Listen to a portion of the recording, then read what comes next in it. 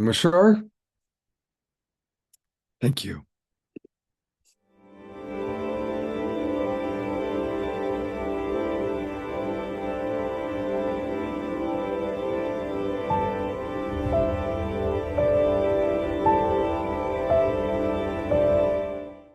What if I were to suggest that you play a key role in the awakening world?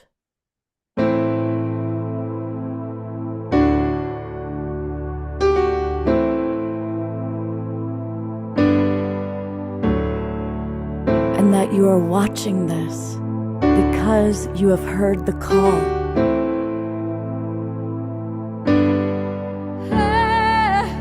We can start right now by opening our hearts and minds.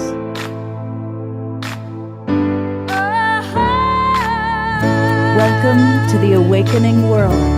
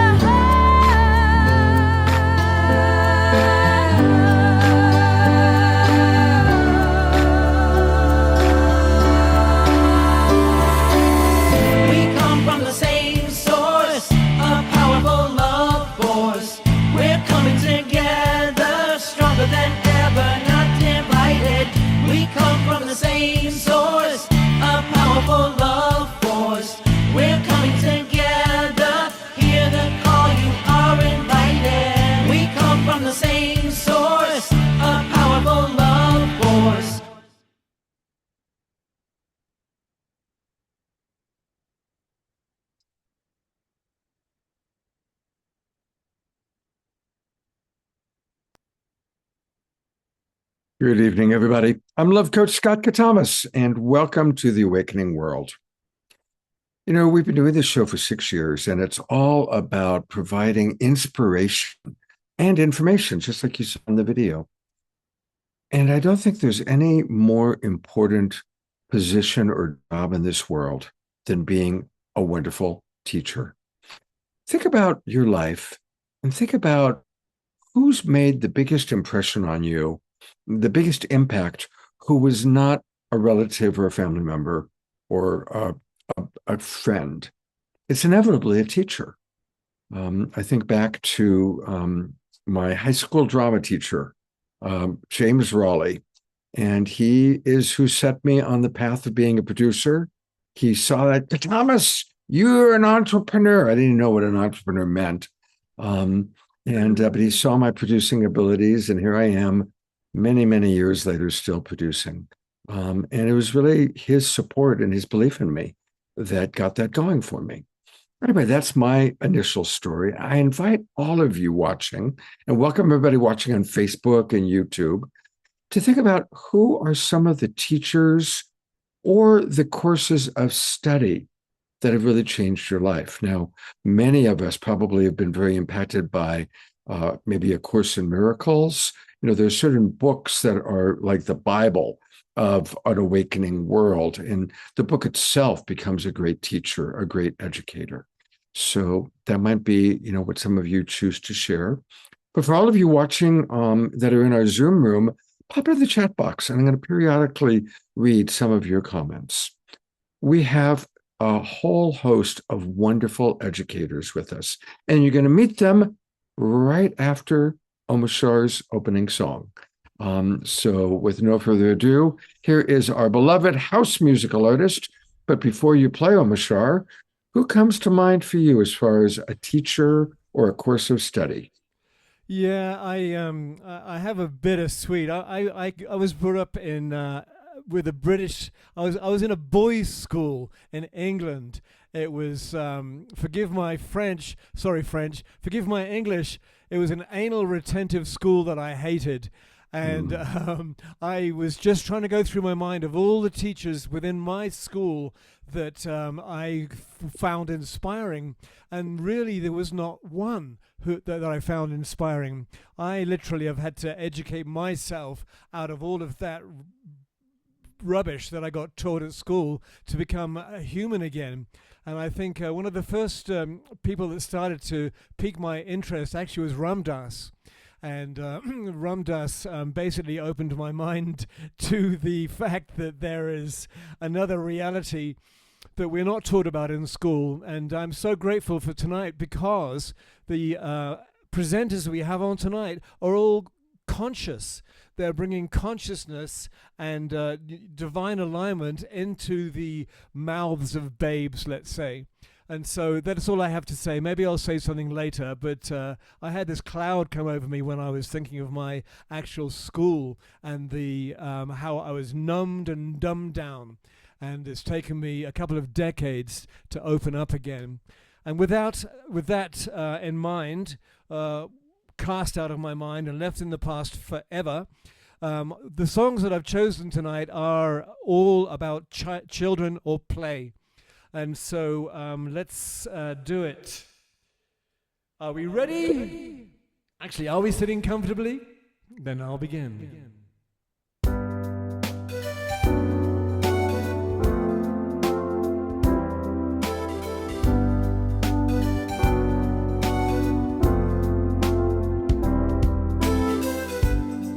Another dawn, another day.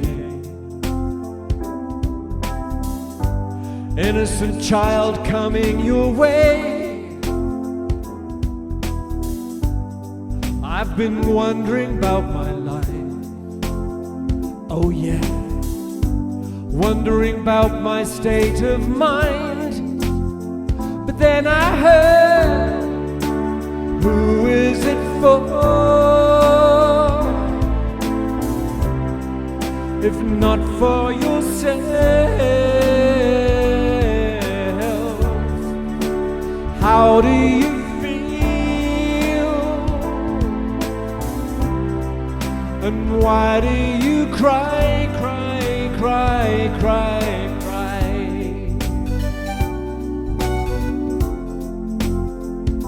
Shooby-doo-wop. Whoa.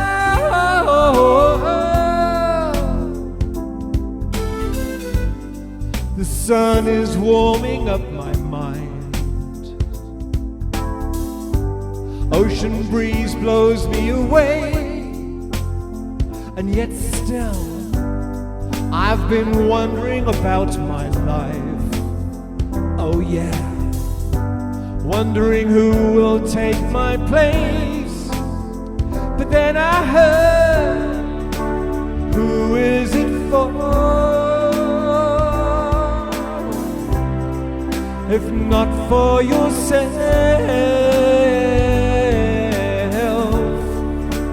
how do you feel?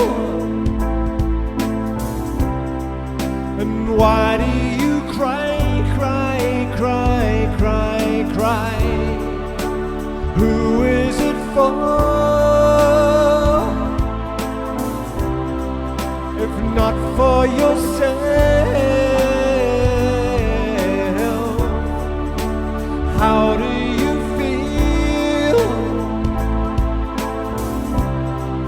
And why do you cry, cry, cry, cry, cry?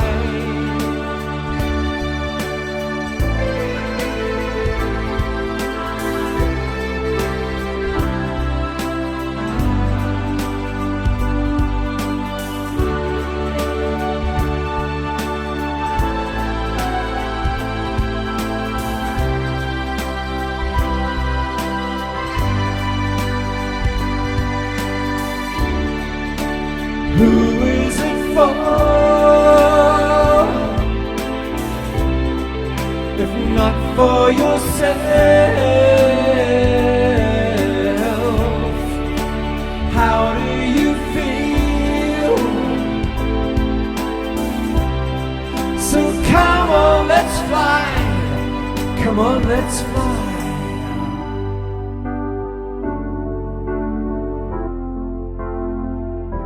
Shooby-doo-wah.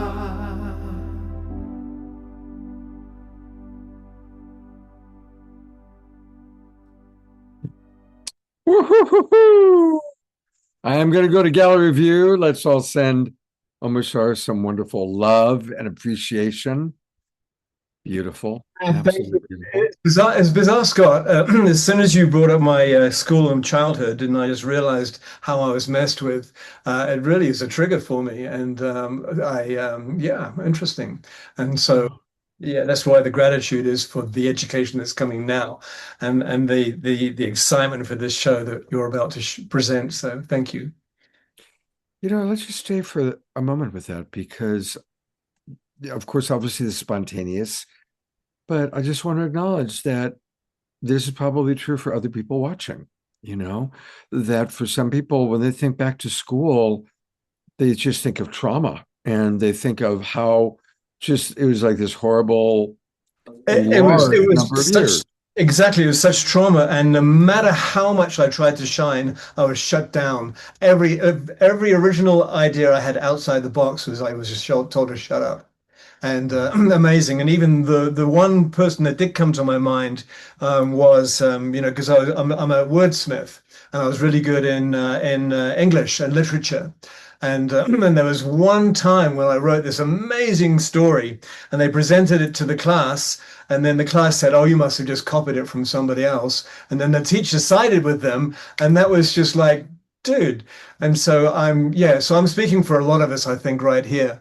And the consciousness of the teachers and the system, thank goddess it's changing. Not fast enough, but tonight we have some exemplaries right there. So thank you, Scott, for taking Well, that. I'm holding the vision that in an alternate reality, we now know through quantum physics, there are all these different alternate realities.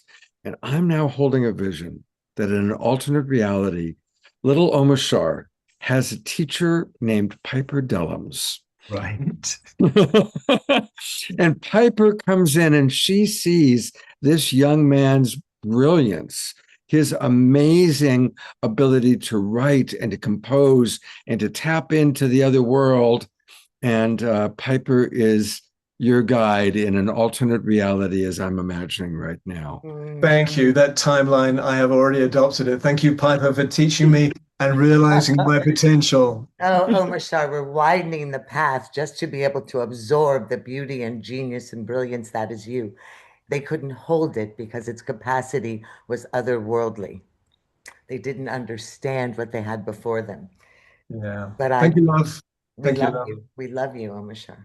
We See love you. you so much. Mm. And thanks for sharing that. I mean, that actually was an interesting way to set the stage of how most people, their time in school was somewhere between totally useless and boring and traumatic. Sure. And that's why the work you and our other guests tonight are doing is so important. Now, for anybody who doesn't know Piper, I know our whole Zoom room audience knows her because she's one of our most favorite presenters. But for anybody who doesn't know Piper, she's had an extraordinary life. And she is a true Renaissance woman. She's an amazing filmmaker. We've had her films on the show many, many times. And she also carries the torch of one of the great, there's so few political leaders that I respect. And I think most of us are pretty discouraged with the political leadership. But her father, Ron Dellums, was one of the great political leaders. When I was younger, everybody knew Ron Dellums because he was doing all the great work. I was in the Bay Area, and he was a Bay Area congressman, and very close to Martin Luther King, and just a real leader. Everybody needs to mute. Somebody out there, please mute. I think DeArah caught it. Thank you, DeArah.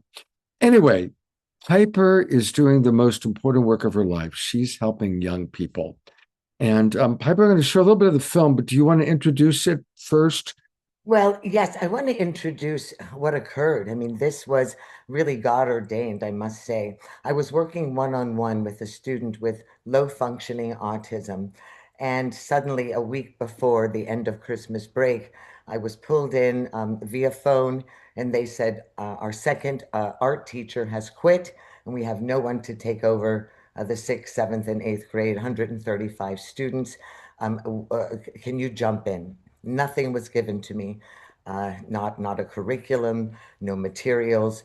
What So I spent the last 5 days of the holiday and I wrote a 171-page curriculum based on the California Standards of Education. And I had to utilize what it was, where my gifts were. And I thought, how do I incorporate all that I am? And how do I speak into children that had yet another adult walk away? Yet another adult, say, I can't take it, because this is a real imprint in the hearts of children. You don't walk away and give up on young people. It sends a message that is very detrimental. We have a nation walking away. We have a political body walking away. There are parents that have walked away. And this is a difficult stage of life. So I defined something called the integrative arts. And I said, great, I'm going to teach them theater and improv and film. I'm going to have them storyboard, write their own books, teach them how to do plot and short stories, have them illustrate those stories. Then they're going to take clay and mold their antagonists and protagonists. Then I'm going to teach them charcoal so they can sketch the subtext of the characters. And then we're going to go from there into realism. And then we'll go into absurdism and existentialism. And that's what I did with 6th, 7th, and 8th graders who didn't know any foundation of these concepts. And they were disgruntled and frustrated. And there's a lot going on in the school systems. We had no resources. I had to fund and purchase almost all of their supplies.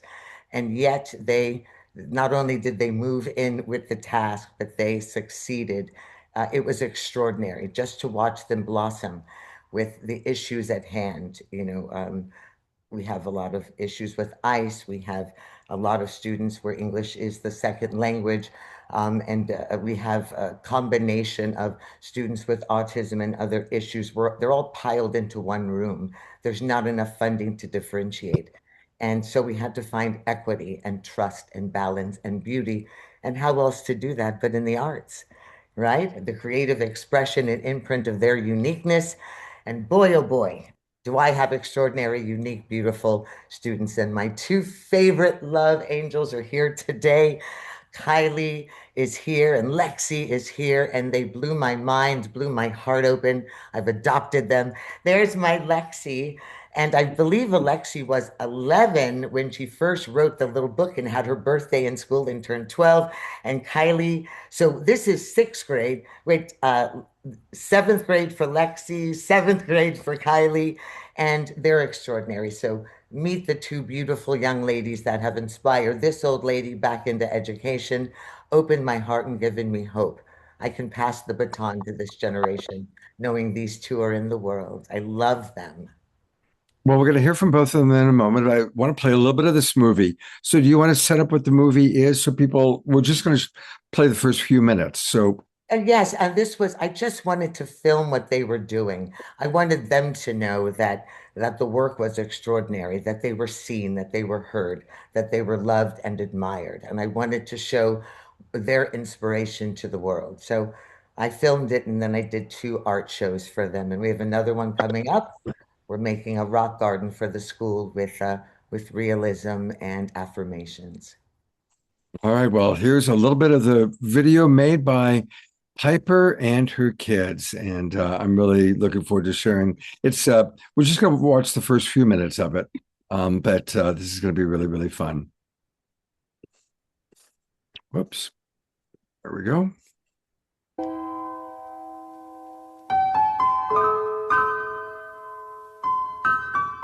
I wanted to make a special book to kids from preschool to 1st grade to 2nd grade. I wanted to inspire them to overcome whatever they're feeling and try to make a book when they're older, if they want to. And I love how I made my book because it came out great, even though I was scared to make it at first. And yeah, this is why I made my book.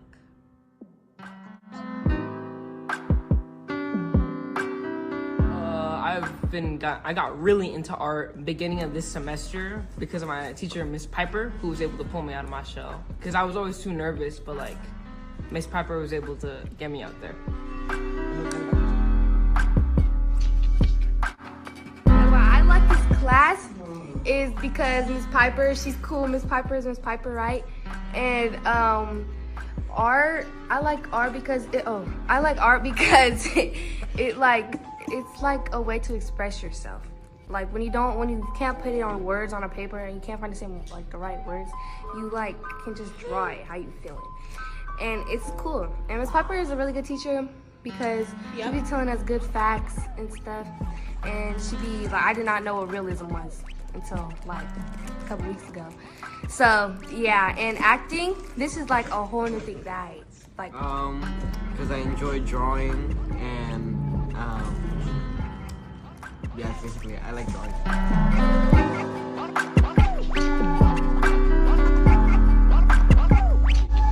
I do a lot of charcoal and portraits, but I can also do other stuff. I'm just not as comfortable.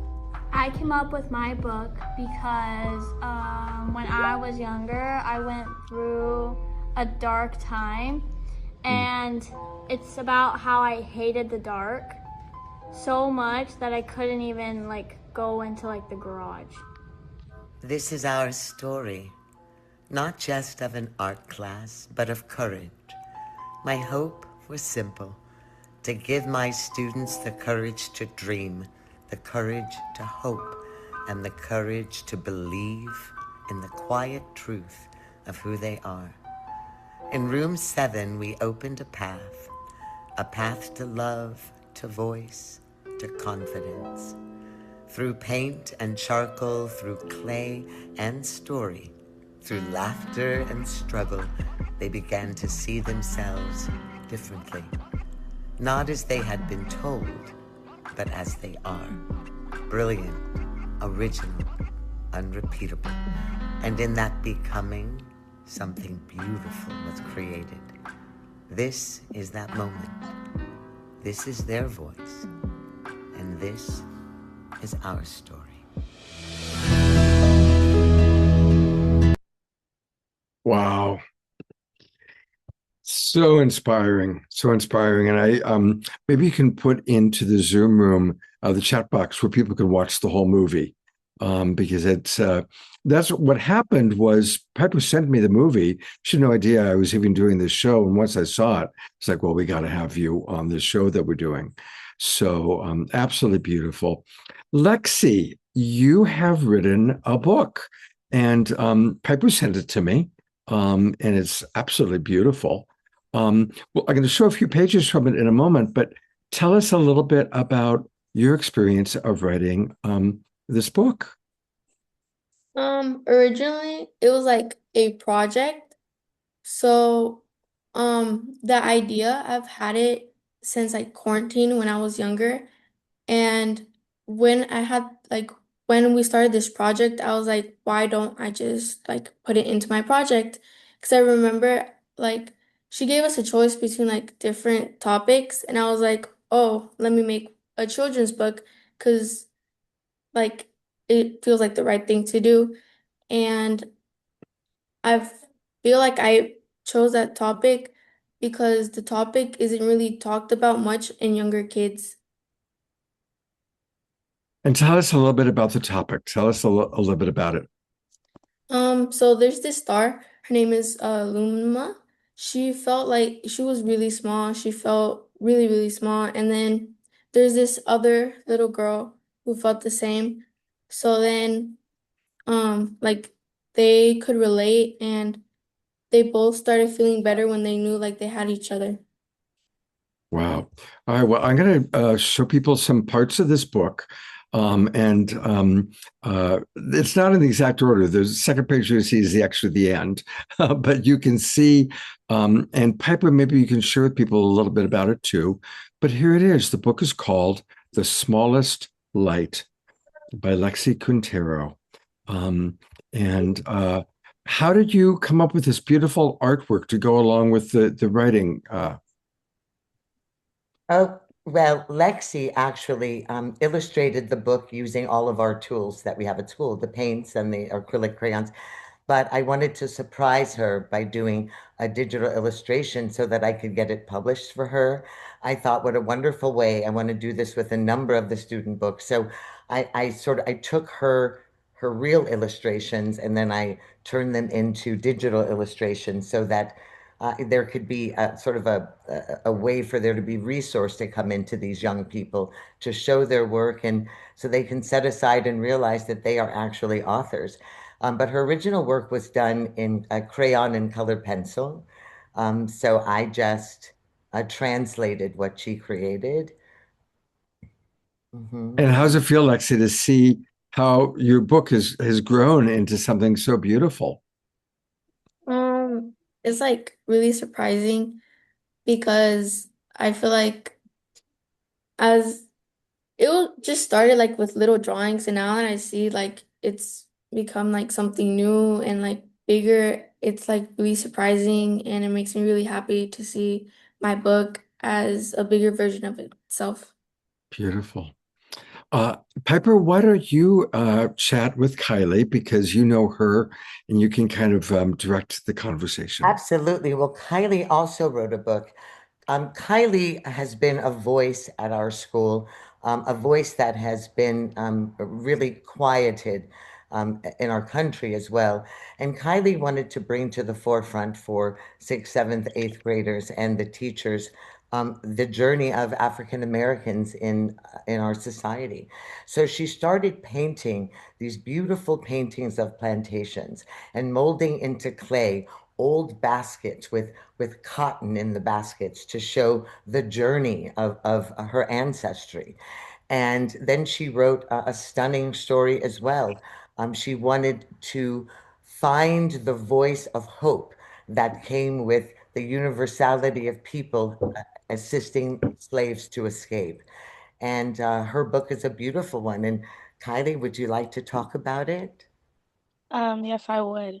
Okay, Um, I wrote my book because in school, basically my whole life, I've been hearing about what happened during slavery and like everything that people went through and how hard it was and how long we Black African American people have been going through that stuff. And at first, it was really hard for me to find what I was gonna inspiration on how I was gonna write my book. But then I just thought. But then in the history class, like we were talking about um Africa and a whole bunch of stuff and African American people. And I just realized, oh, I can write my story about slavery and stuff. So I wrote my book called The Key to Freedom. And it's basically about a group of people going in the past and to try and help free the slaves. So so basically basically they're all in a classroom learning about slavery and everything. And in the midst of them in class, they get like they see a portal, and they all get sucked into the portal, and it's like a slave plantation. And then they see a African American named Daniel, and they're like wondering, and then in the midst of the book, they come up with a plan to escape and help all of them free, and that's really my book. And not just that, but before we started writing and painting and molding in clay, I taught them all theater, improvisation, scene study, scene writing. And Kylie came front and center. They wrote their own monologues as well. And Kylie and a number of other students came forward during one of our cultural days and performed a monologue that I wrote for them. And it was her first time in front of an audience, and she was stunning. And I don't know if we have a moment. Do you remember a few lines of that, Kylie? I remember all my lines. Do you want I love it. do you want to tell a few lines to the audience? Yeah, some of my favorite lines were like when it was like the my third line on my second line where Okay. it was like It was I love the color of my skin. I love the color of my skin. The way it the way my skin absorbs the sun, glowing and ranging from deep cocoa to warm cinnamon. I love the texture of my hair. A crown that tells stories of tradition and boldness. It is and always has been enough. And I love the end of the book. Well, I mean the end of the monologue where it's like, um, I am I am proud of my ancestors. And the other part is, I will not change myself to make anyone comfortable because I am black, I am beautiful, and I am proud. And those are some of my favorite parts of the story. I mean, of the monologue. Bravo. And I think I that, uh, I yeah, want to riff for a moment. Thank you. And you just said something that is so important, especially in today's current cultural climate. Never change yourself just to make somebody else happy or because somebody else is judging you. Thank you, Kylie, for understanding that, putting it into writing. You're a very wise young woman. Thank you. I'm going to read some comments that have come in from our audience. Ayata writes, "Oh my God, from warm cocoa to deep cinnamon, I want to read that book. And I want to read Lexi's book also." Um, Ayata writes, "Kylie, that is so powerful. You just brought tears to my eyes." Uh, Nayla talks about her incredible interest in arts education, promoting growth, self-awareness, imagination, self-esteem, and just so impressed. She's so impressed, Piper. I can't read the whole, it's a large comment, but it's just how amazing it is that you can get these kids to express themselves with so few resources. Very, very beautiful. And Nayla is really impressed. She did that for 20 years as well. Carol Craig writes, "Oh my God, time travel through a portal. This sounds very intriguing." Kylie's book sounds fascinating and informative, as well as a very important and painful documentary of the horrors of slavery. And Kath writes to Lexi, Lexi, I'll bring you back up for this. She writes, "Lexi, that is such a great title. It's true. Sometimes the smallest light burns the brightest." And there are so many other comments that have come in, but I need to move on to our next presenter. I'm going to close with a comment for you, Piper. Ayata writes, "Dear Piper, this is incredible. So touching and heartwarming. It reminds me of how uncomfortable I was in my own skin at that age. What a powerful gift for all these kids. Your love, your dedication, and your encouragement. Thank you." Thank you so much. And just right before we leave, and I know that Lexi didn't have an opportunity to really state it, the most beautiful aspect also of this book was this little girl was lying alone in the dark saying, "I'm invisible. No one sees me. I'm so small. I might as well curl up and go away." And at the same time, that little star, Luma, in the sky was saying, "I'm not the brightest star. I might as well dim my light and hide."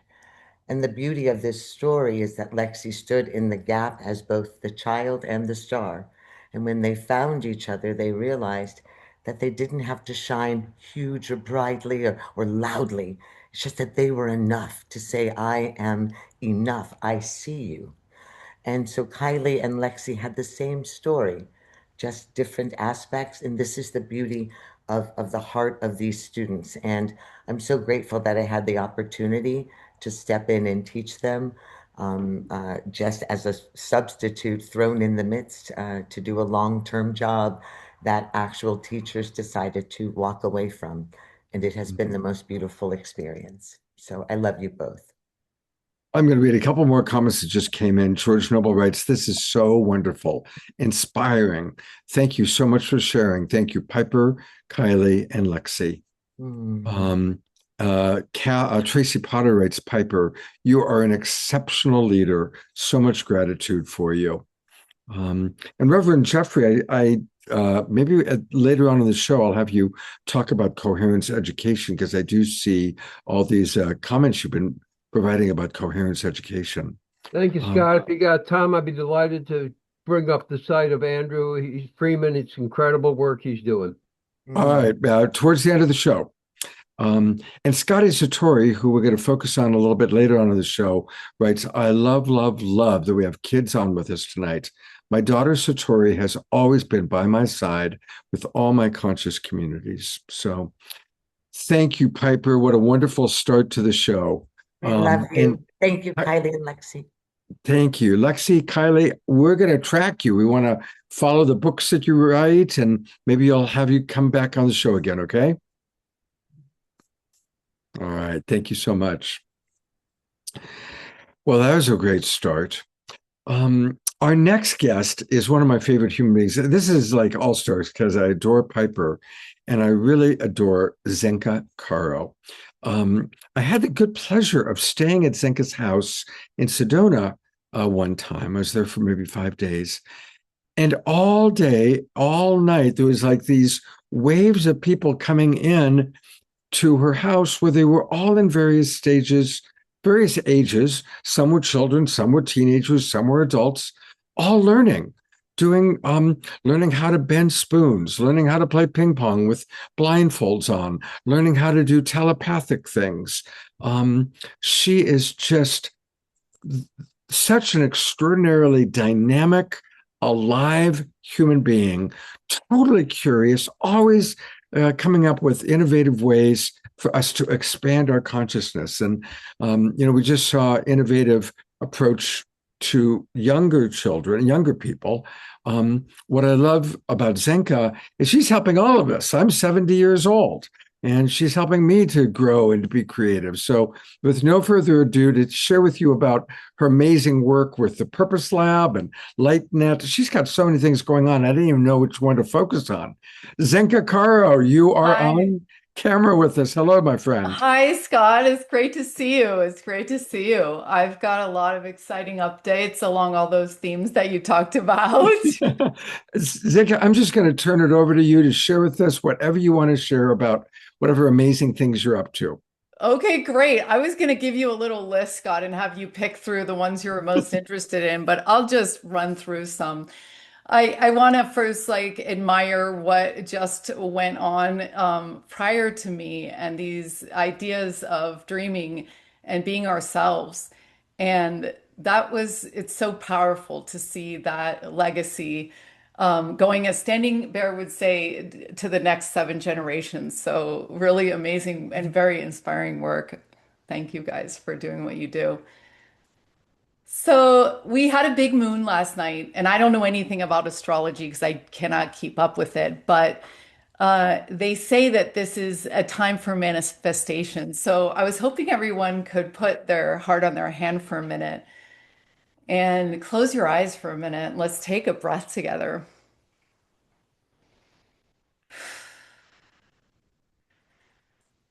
Let's just take another breath in, hold it, and out.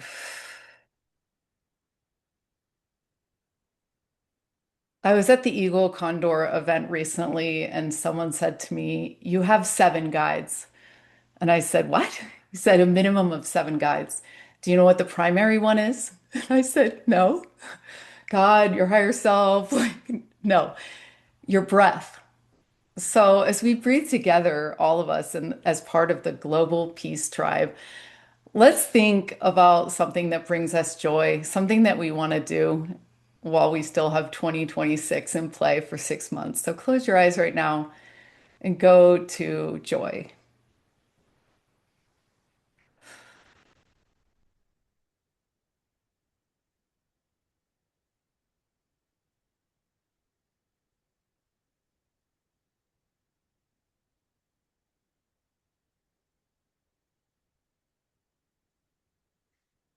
Okay, and now we're going to wish that each and every person on this call tonight or that's listening to this archive, their joy dream comes true.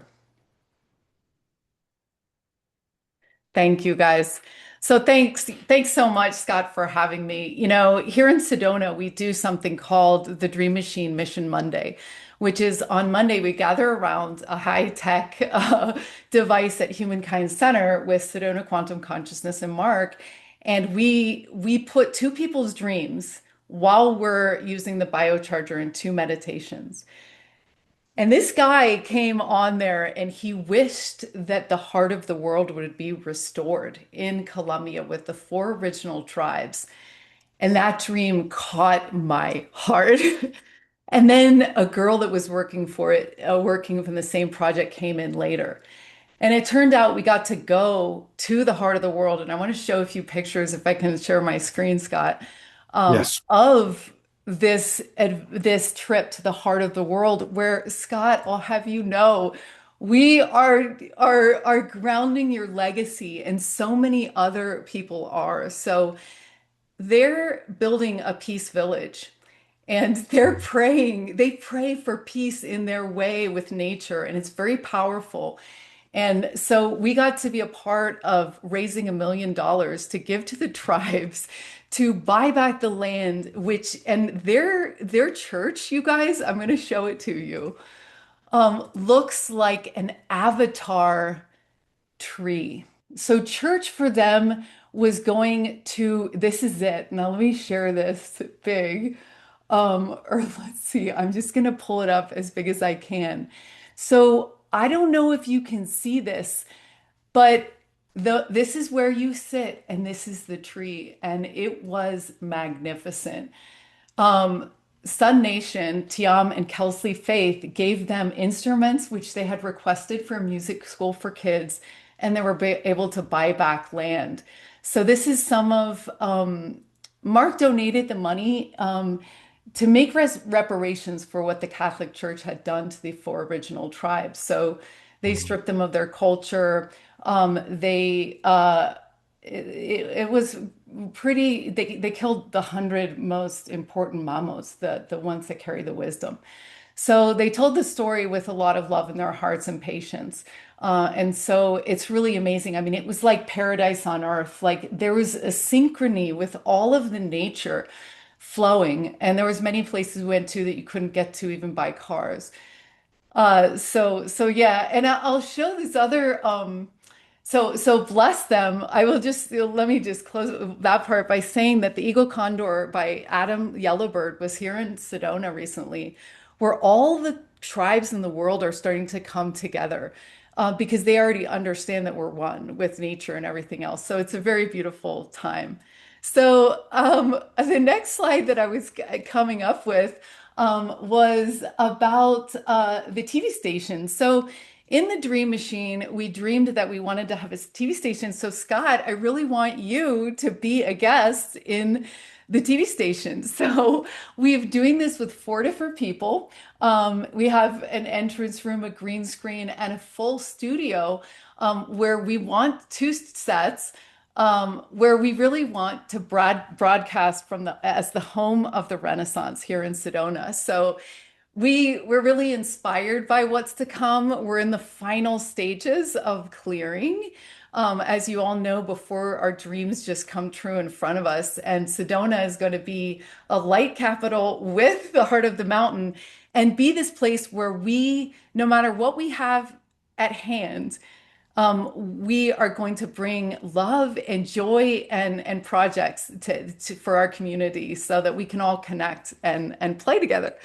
Because we're so much stronger together. Each and every one of us in the Global Peace Tribe are bringing peace to the world in our own ways. So the TV studio has been a really great project that has gone through the Dream Machine. And so we're running it as a collective with 4 different people. So we each pay $400 a month, and we can run in there and interview people, which is really great. So if you're in Sedona, please let us know at lightnet.org that you'll be here. So we'd love to interview you, or you can interview your favorite person as well. So the next thing is that we mounted in this last year, since I've seen you, Scott, the Sustainable Fashion Lab. And this is also a joy template from the Dream Machine, where we bring different generations different socioeconomic backgrounds together on joy, in this case, sustainable fashion. And I'm just going to share my screen quickly here. This is a local project, but look at, so 48 hours people have to upcycle clothes and make them sustainable. This was the winner of the $5,000 prize. And this is a template. So if anybody wants to get together with their town, we can tell you how we did it. And we even made it sustainable thanks to Quentin. So if you go to Fashion Lab Sedona, you can see the videos and things like that we're going to be posting in the next couple days for next year's event. And my greatest pleasure is to show my next demo, which is our new LightNet website that we have literally been working on, I think, for 4 years. Wow. And it was a walk of faith because it was so expensive to raise the money to build the software, and then it wasn't fast enough. And as many of you know, vibe coding on Claude Code is starting to just like someone can pay $100 and build $100,000 website right now. So I want to show you what we've been cooking for so many years in our hearts. Here it is. So it's lightnet.org, the world's first consciousness research data platform. We have over 1,000 resources, and we have curiosity labs. So how do we do these impossible things? How do we bend spoons? How do we find our purpose? How do we make contact with ETs? How do we get off drugs and addictions? How do we levitate? And how do we expand our consciousness? So everybody can go in there, and these are constantly changing every day. We talked a lot about courage earlier in the show, and be courageous is the number one. So we took 100 people and we asked them how they found their purpose, and they told us. And the core research finding is purpose isn't something that you chase, it's what you find when you stop pretending. So being yourself really feels good, and it lights the world around you into your wildest dreams come true. So we have this analysis of how I find my purpose, the top 10, and our map of over 100 people.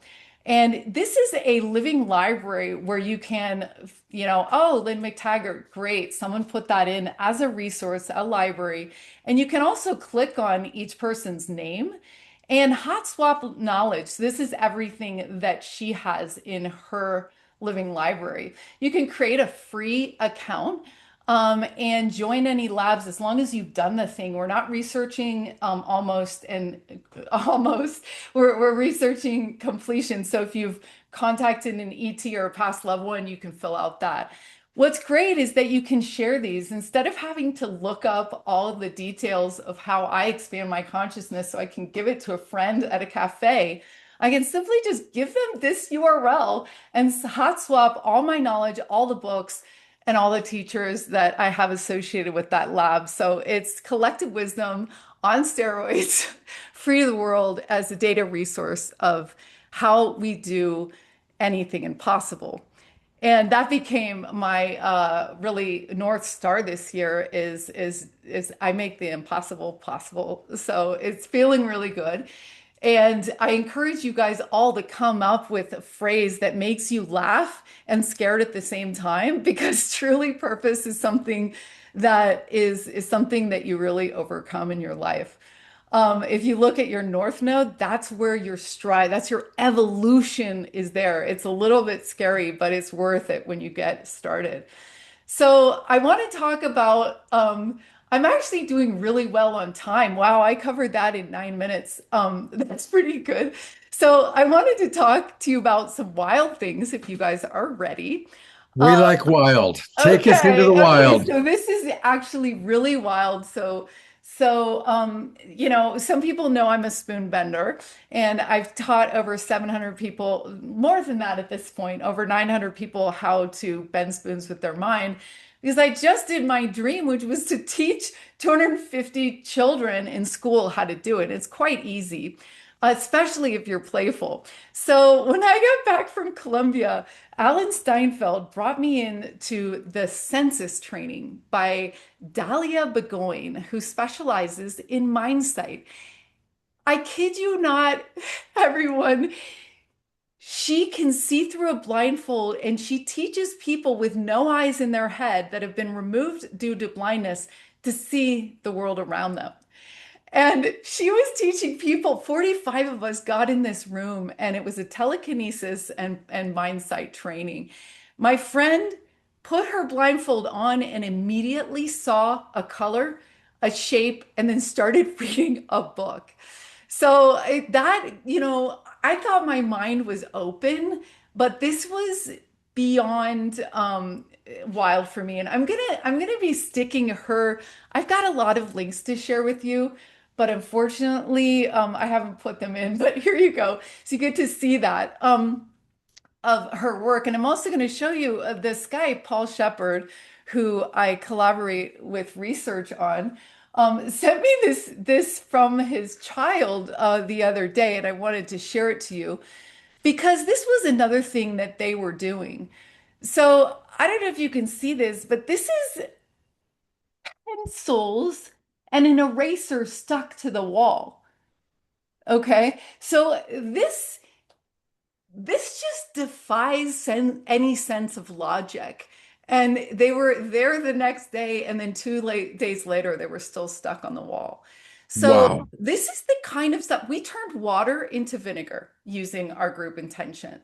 We cut cucumbers in half like this and stuck them back together using our minds and belief systems, and then hung 18 pounds on them. I mean, this was the most joy-filled, irreverent, like I'd never known anyone to do this before. And they do have training in extraordinaries.com. I put it in the chat here. That's extra-ordinaries.com. So the people that came to this workshop at Sedona, in Sedona, were from the Psy Games. So if you guys are interested in this stuff, I encourage you to go check out Psy Games because they're in their second year. It's like the Psychic Olympics. And people compete in remote viewing, precognition, which is cool, and moving objects and stuff like that. So I think people are really starting to have a lot of fun with this stuff, and it's been really great. So I'm doing a spoon bending on May 14th. If you guys haven't done it, you can pay $14 to join the nonprofit with a donation. And on May 14th at 6:30, you can bend spoons with us online. And also, Scott, I'm going to be having 100 people bend spoons together at the Portugal Wave, which is coming up. I'm going to add in the chat. This is going to be Lynn McTaggart, Lynn Twist, who raised $200 million for the Amazon. And Lynn McTaggart, you guys know from the Power of Eight. They're both going to be there. So I'm like really excited. And we're going to do a super huge spoon bending. And that's coming up right here, May 29th to June 1st. And we've been amazed because the plane tickets are actually not that expensive. I don't know how that works, but I wanted to say a couple more things. So another dream of mine just came true today, and I'm like flabbergasted. So I've always wanted, at the end of the Purpose Lab, we were supposed to write down the thing we most like a totem exciting image in our head of something that was important to us or meant something. And I wrote a whiteboard. And there's these digital ones now that are like a TV screen, but they're a whiteboard. And I've always wanted one. And I looked them up and they're like $2,000. And I was like, okay, not happening. And it turns out that LightNet is and the Dream Machine is going to assist Marco Rodin record and document his life and raise money to do that. So Marco Rodin is the modern day Tesla. Okay, so he does vortex math, which is kind of like numbers around a toroidal field. And that math, that understanding of the world is being used to build free energy devices here in Sedona, 9 years in the making, and they're moving into production. That translates, we have a working prototype that's priced that's government approved, because these guys have kids that were like, oh, we don't want to build this if we're going to die. So government approved free energy vortex power generators that you can buy for $20,000, run out into the middle of the woods and have power. You can put it at a rack mount. You can put it as a community. So my prayer is that Sedona becomes, does a whole city. So this is not solar. This is actually, it's the 0 point. It's the heart. It's the metaphor is our heart is where it all happens. Okay, so, and that's kind of how this works. It compresses into that. We won't go into the details, but it's my great pleasure to invite you guys, anyone who's at in Sedona. He's going to be at the Ancient conference tomorrow, Ancient History, I think it is. And then he's going to be at the Flanagan Library for 15 people on May 20th. And on June 6th, he'll be online as well. So this is 9 a.m. to 6 p.m. of him explaining the math that the fingerprint of God, he calls it, is the math that drives everything. And I just found out that all this math is based on the Baha'i codings in their work. So we're sharing data on a level that's fundamental, that teaches us about how the construct of this world and how beautiful it is and how beautiful nature is. So I just have 2 tiny updates more, which I think I have time for, which is great. So let's see. So my studio mate, Ron James, in the TV studio, is coming out with his new movie on disclosure. His earlier movie, Accidental Truth, it grossed $1 million. It was really cool. He's the head of the MUFON, Mutual UFO Network. And his latest film was called Accidental Truth Next. And he's asking this question like, hey guys, if disclosure is real, what is next? And the film has 3 parts. The first one is him going to Congress going, why isn't this happening yet? The second is material science. So there's all sorts of exotic materials that are being fought over, traded, found in the world. And everyone's like, ah. So it goes into that. And then the last section of the film talks about consciousness, which is the elephant in the room when we talk about ETs, dimensions, and consciousness in general. So it's a movie that you can watch more than once, and it's coming out June 2nd. And I believe the Spielberg movie Disclosure, if you didn't know, Disclosure is going mainstream in June. So that's coming up. Now, speaking of films, I want to share a film that I made, a micro short that's 90 seconds long. And this is part of Danette Wolpart's Illuminate Film Festival, along with Spiritual TV, where they have inspired the world. They had 700 entries last year. So these micro shorts, which are shared on Gaia and shared around the internet. And mine is it's not a controversial film, but it's kind of a shocking perspective. Adam, well, okay, so yeah, I'll say that I don't want to spoiler alert, but I think it's good to go in knowing. So he said to me once, he said, I wonder if this is heaven and he said, I wonder if this world, this reality we're living for is designed to give you everything your heart ever desired. That this was actually that, but that we didn't get the memo. So this film is about that concept. And it's also about our future. And I'm going to play it now. This I'm going to share also. This is his 2-minute trailer. I'll share that afterwards of Ron's film called Accidental Truth 2. It's absolutely incredible. Okay, so here we go. Make this full screen.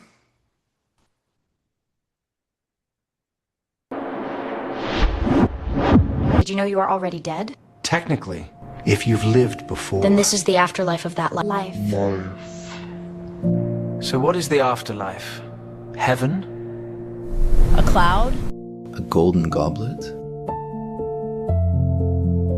A silver tray with grey poupon? Or is this already heaven?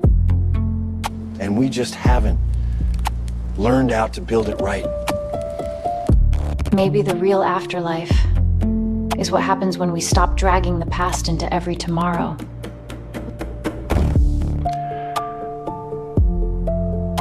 When the wound is not the architect.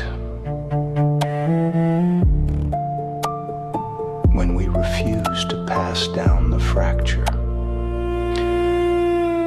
When we remember how to turn inward.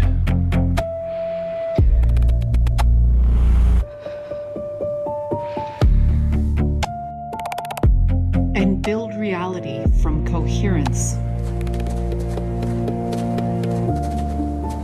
Maybe the future is not shiny because it's new.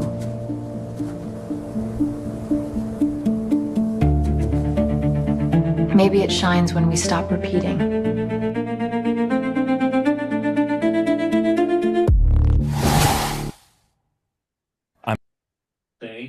Wow. Oh, let's shut that next video off here. Okay.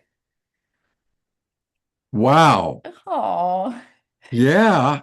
Oh. Definitely please put the links to these things into the chat box. Okay, I'm gonna do that. I have to look for it real quick, but if you guys, yeah, if you, the People's Choice is actually going on until the 7th, so there's 5 more days. If you liked it, you can write a comment in the YouTube, and if you want, you can vote for it. So I'll put those in the chat. But yeah, Illuminate Film Festival, the biggest consciousness film festival in the world, this is a new initiative that they're doing, and it's beautiful. So it's called the Illuminate Micro Shorts competition. Well, guess what? The Awakening World is where they are going to announce the winners of the Micro Short Festival. Okay, I love it. We're going to have Olivia and Danette on the show. Okay, and we are going to be the ones that will have the pleasure. And I give you the exact date that's happening. And we're going to have some of the winners on the show. That is coming up on Saturday night, May 23rd. Saturday night, May 23rd. We are going to be hosting on the Awakening World, the Illuminate Film Festival micro short winners. So I know, because you're the center, you're like the center vortex for the entire community, Scott. Thank God for you. Like, this has really been over the years, like you've had all of us on the show, and thank you for bringing us all together. And thanks everyone for being here in Scott's vibration and his dream to connect us and to, I mean, I'm always super inspired, Scott, when I go to your shows. It's just like, this person exists. That project exists.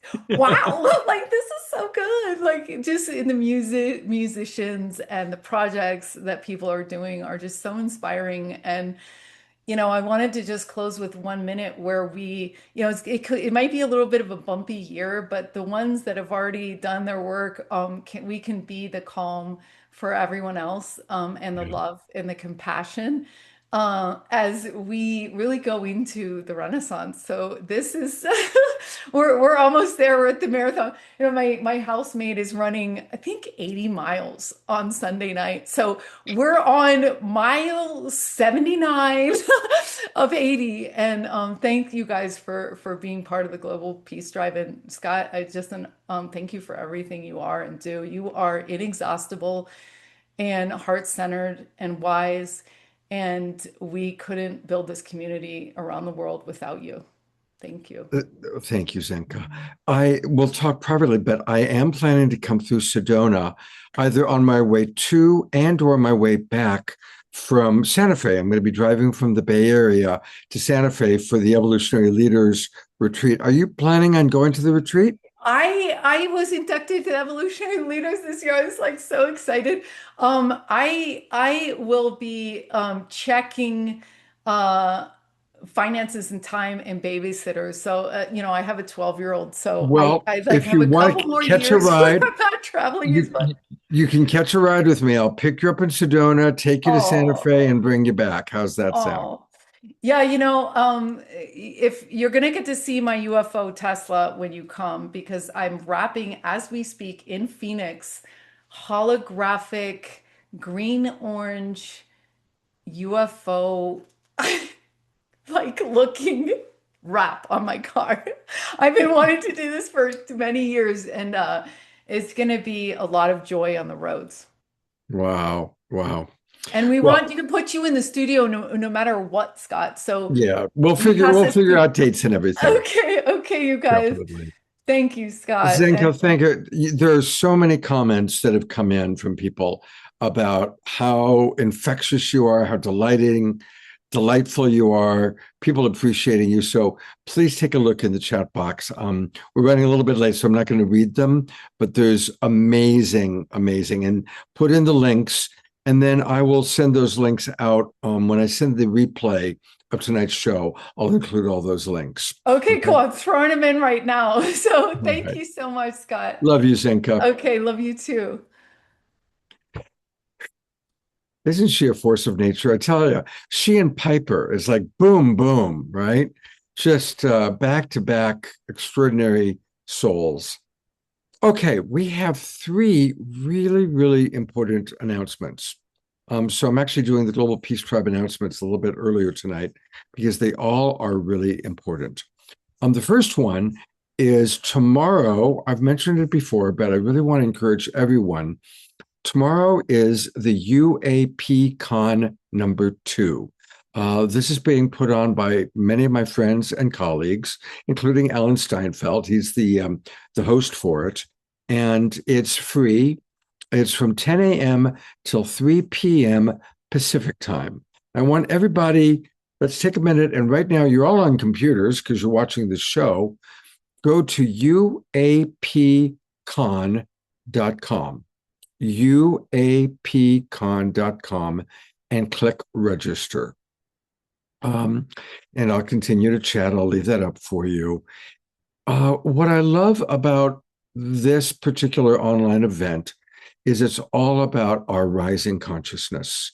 And they've got amazing presenters. They've got Linda Moulton Howe, Danny Sheehan, a lot of our very favorite voices, and some people that you probably haven't heard of that aren't quite as famous, but are some of the great thinkers. And the whole focus is how what's going on in our world now, all the rise of non-human intelligence, artificial intelligence, galactic intelligence, nature's intelligence, and how it all points to this incredible rise of consciousness taking place. And so it's they had their first one a couple months ago, and it was probably the best online experience I've ever had. I was just blown away with how profound it was. So I hope to see all of you tomorrow morning, 10 o'clock Pacific time at UAPCon.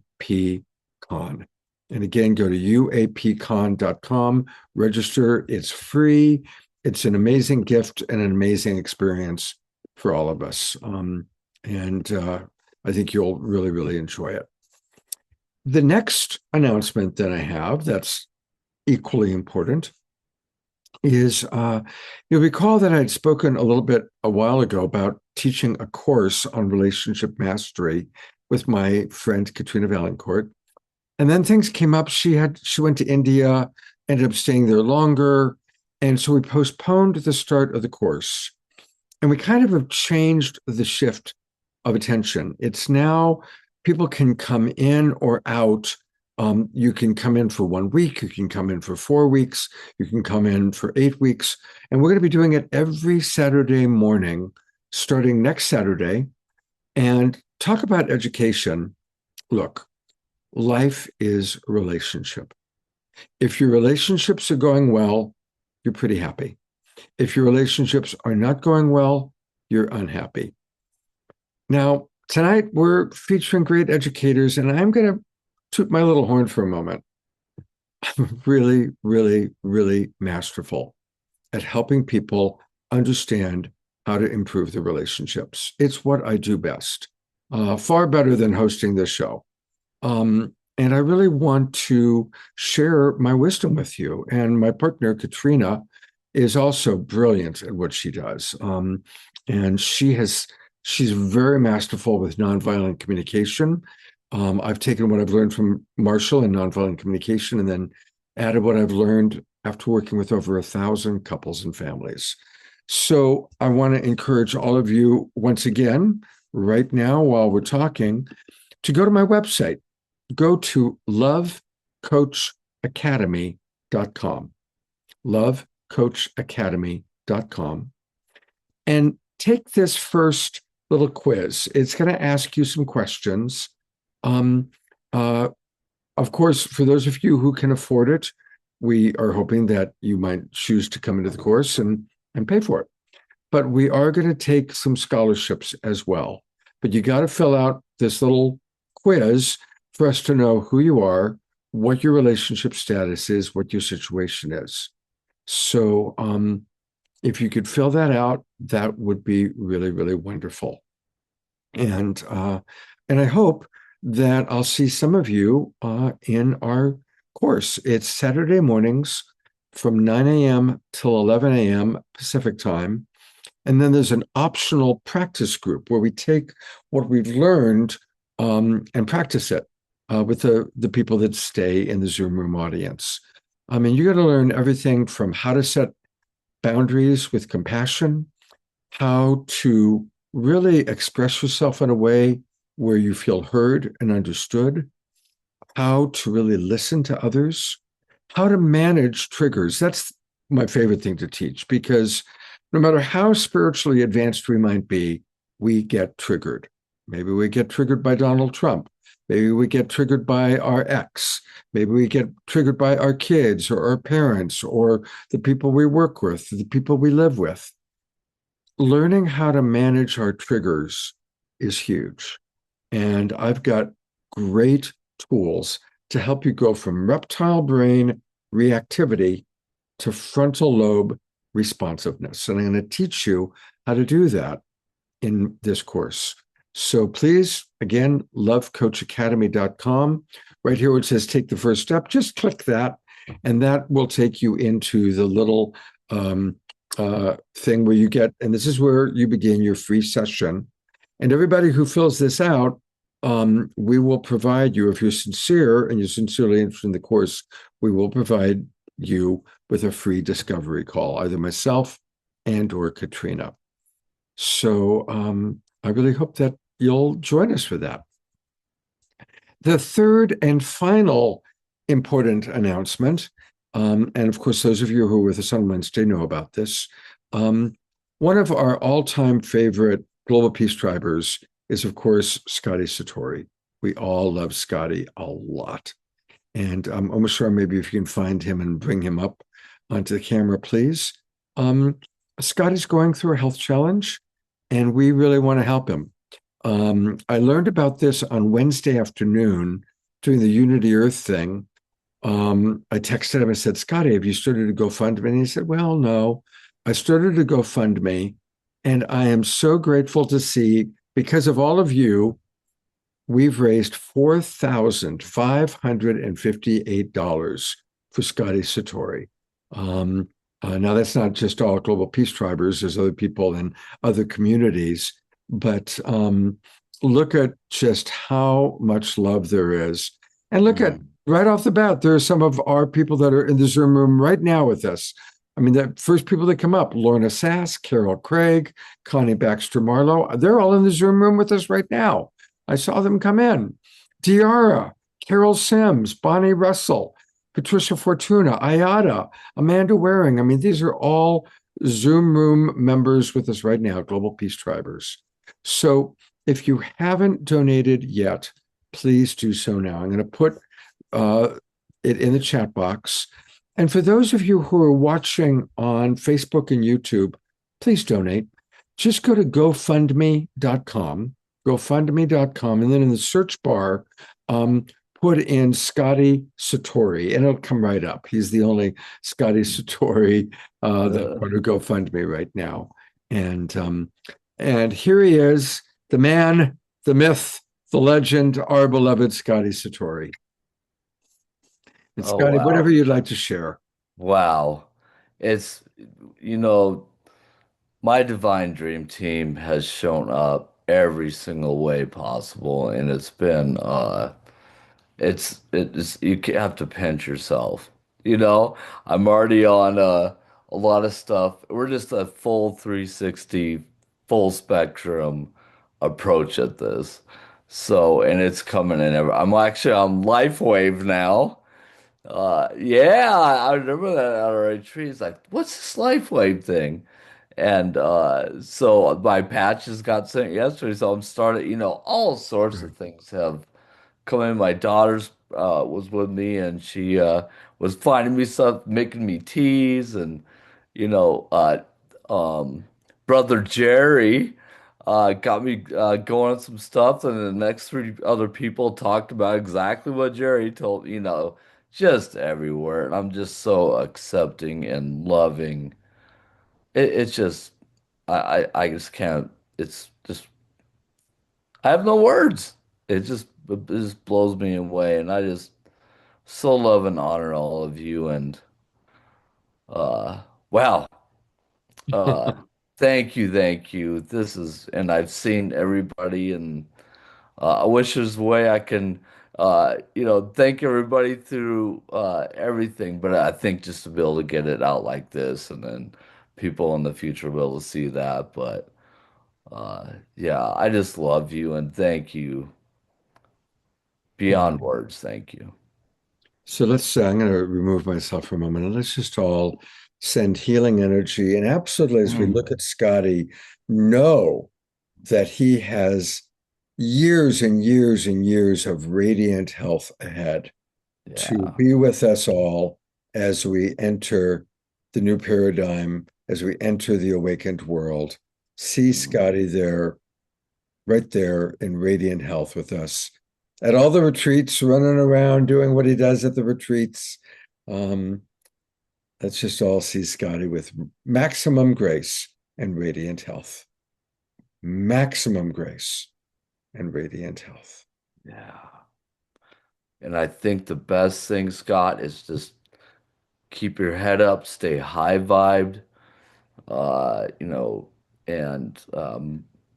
keep moving and grooving, right? And I'm more worried about my friends and family, and with that positive mentality, that's gonna get you through it.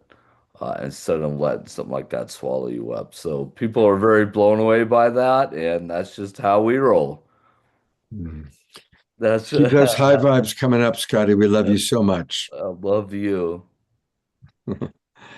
All right. Well, listen, we're only halfway through. We've still got some amazing presenters. So it's the mid-show point, which means it is time for Omashar to provide us with our mid-show song. Take it away, brother.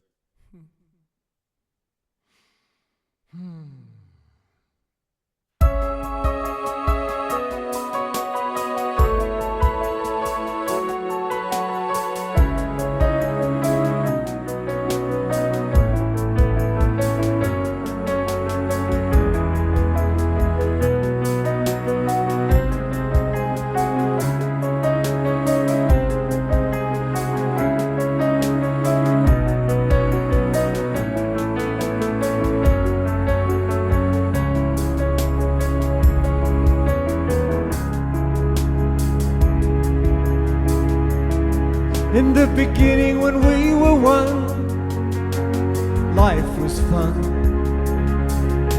The human race had just begun.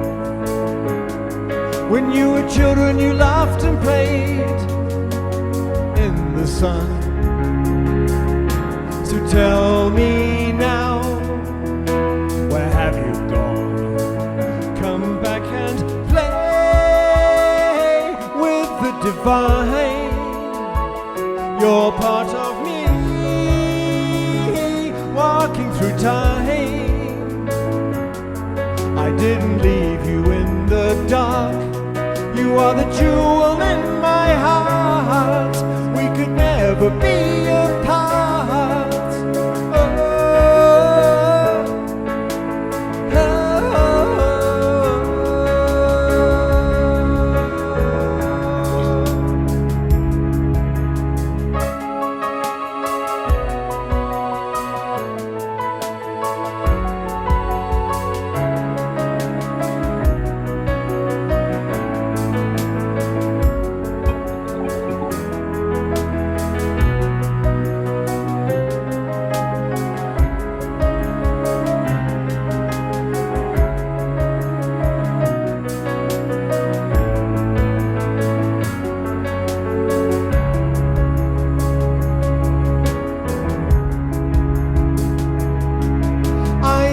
run for you endlessly. A field of dreams in between. You are the children of the sun, all of you. The world awaits your point of view. So come back and play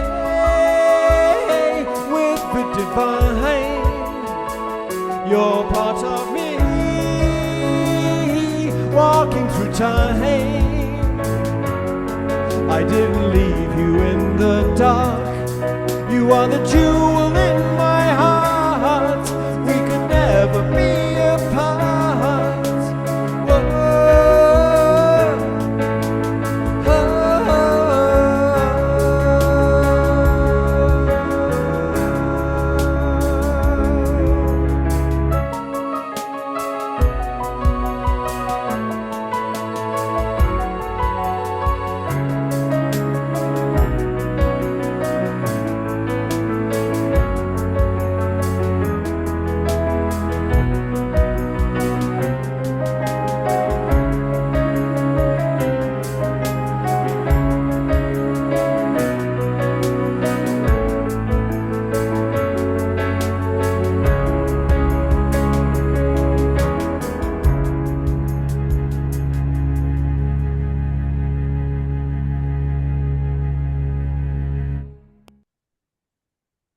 Let's go to gallery view and give lots of love. What a perfect song.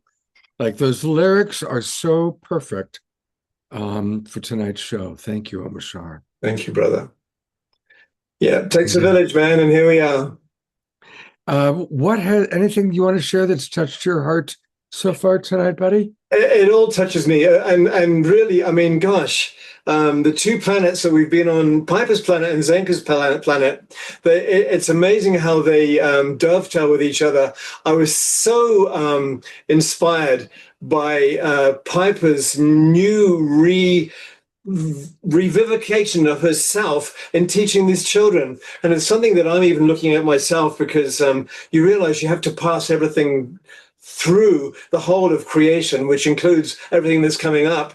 And even though I don't do time, I don't do age, yet I was so inspired by seeing the beauty that was being revealed through, for instance, Kylie and Lexi, and the video with all of those amazing people. It's like, wow, I never saw any of that when I was growing up. I didn't see any of that. There's a few bright lights, and I don't know, they went off and became, I don't know, bankers.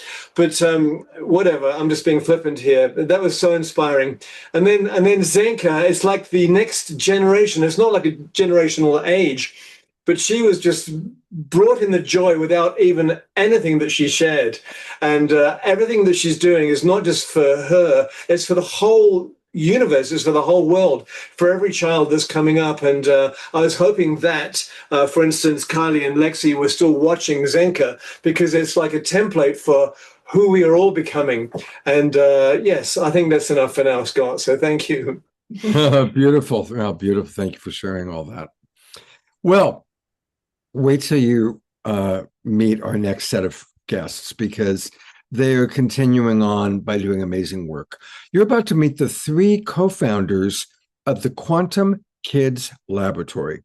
It's a family-centered virtual playroom where we learn about and play with consciousness, all about the material and non-physical worlds, including superhero stuff like telepathy, blindfold perception, spoon bending, time bending, and more.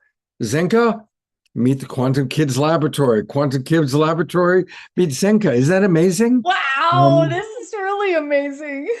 Right? So Zenka, the person that is a personal friend of mine who's going to kind of start us off, one of the co-founders, is Liz Connors. And Liz and I actually lived next door to each other for a while in Ashland, Oregon, when I was living up there. She's a dear friend and a returning guest on the show. She's been on a few times.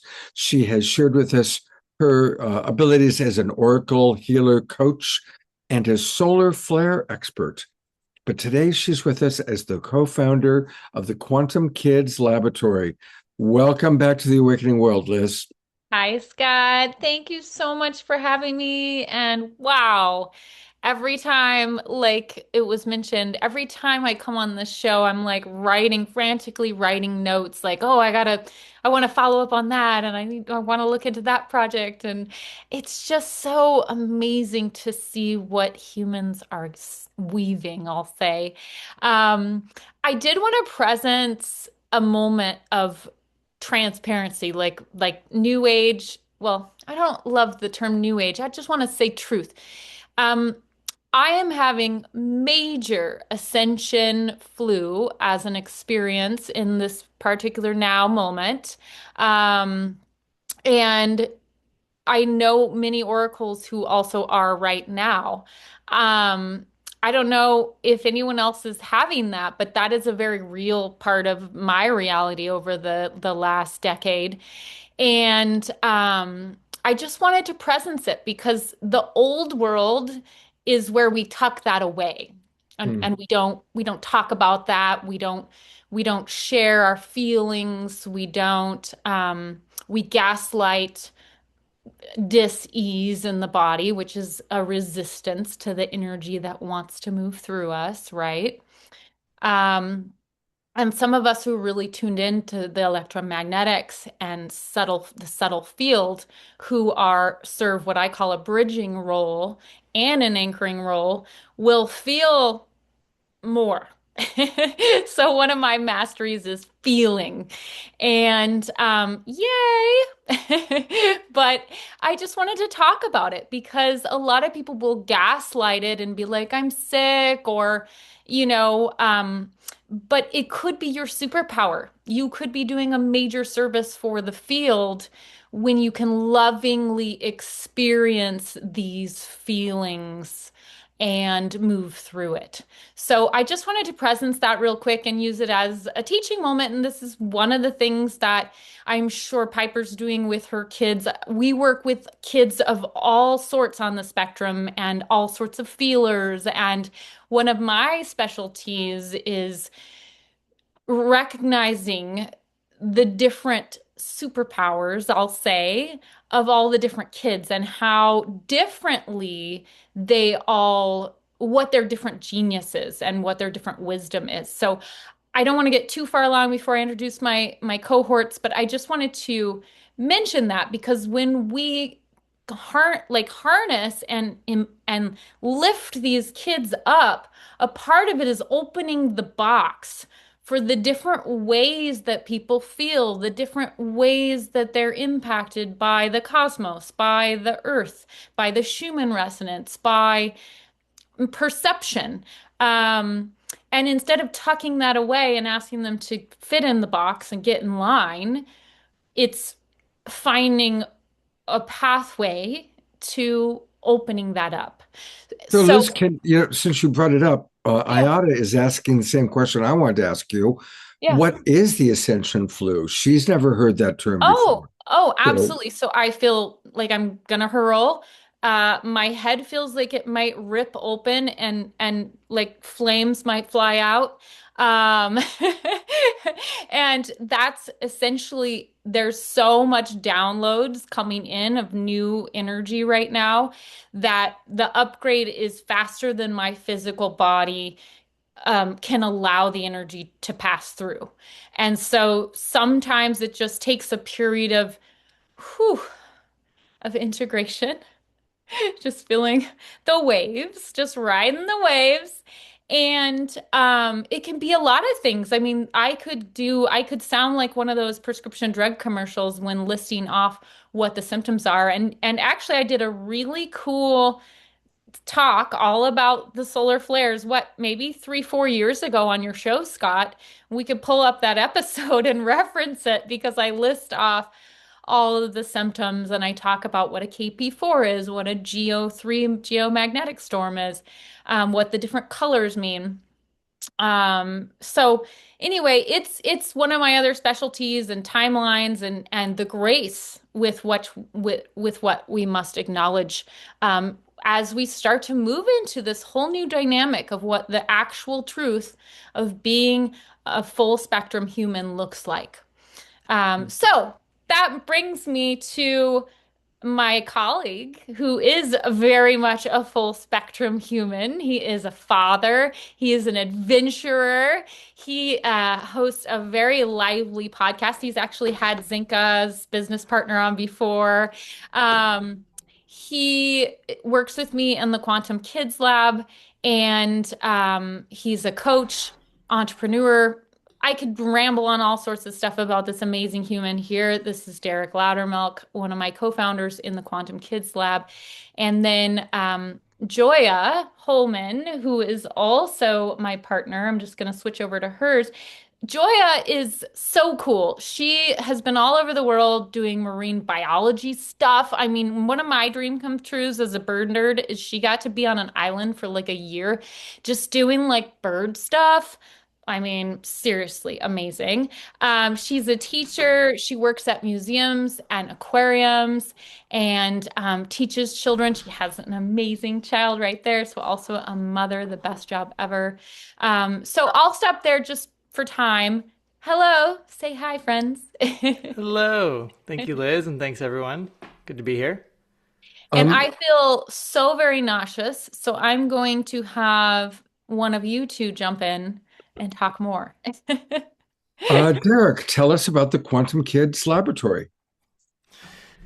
Oh, boy. Well, it's so good to see my co-founders, Joia and Liz. I was actually just in Sedona, but I missed Joia. We actually founded this on a hike in Sedona, which was just so fun. My kids have gone to bed, so they won't be joining us, but a lot of these experiments in consciousness, like playing with telepathy, playing with a psi wheel, doing blindfold reading, we've been doing for years. And Liz showing us a psi wheel and other artifacts there. And so then, it's so much fun to bring this to, adults love to learn all this superpower stuff too. Maybe I'll just share like a fun story about, we had a actual in-person physical. We do our classes virtually, but we had a physical workshop at the Metaphysical Fair here in St. Louis recently. And maybe I'll just tell you a little fun story about what happened to give you a little taste about, just the kind of magic that we experience. So we were doing envelope telepathy, which is where I put a photograph in an envelope, hidden in the envelope, and then we go around the room.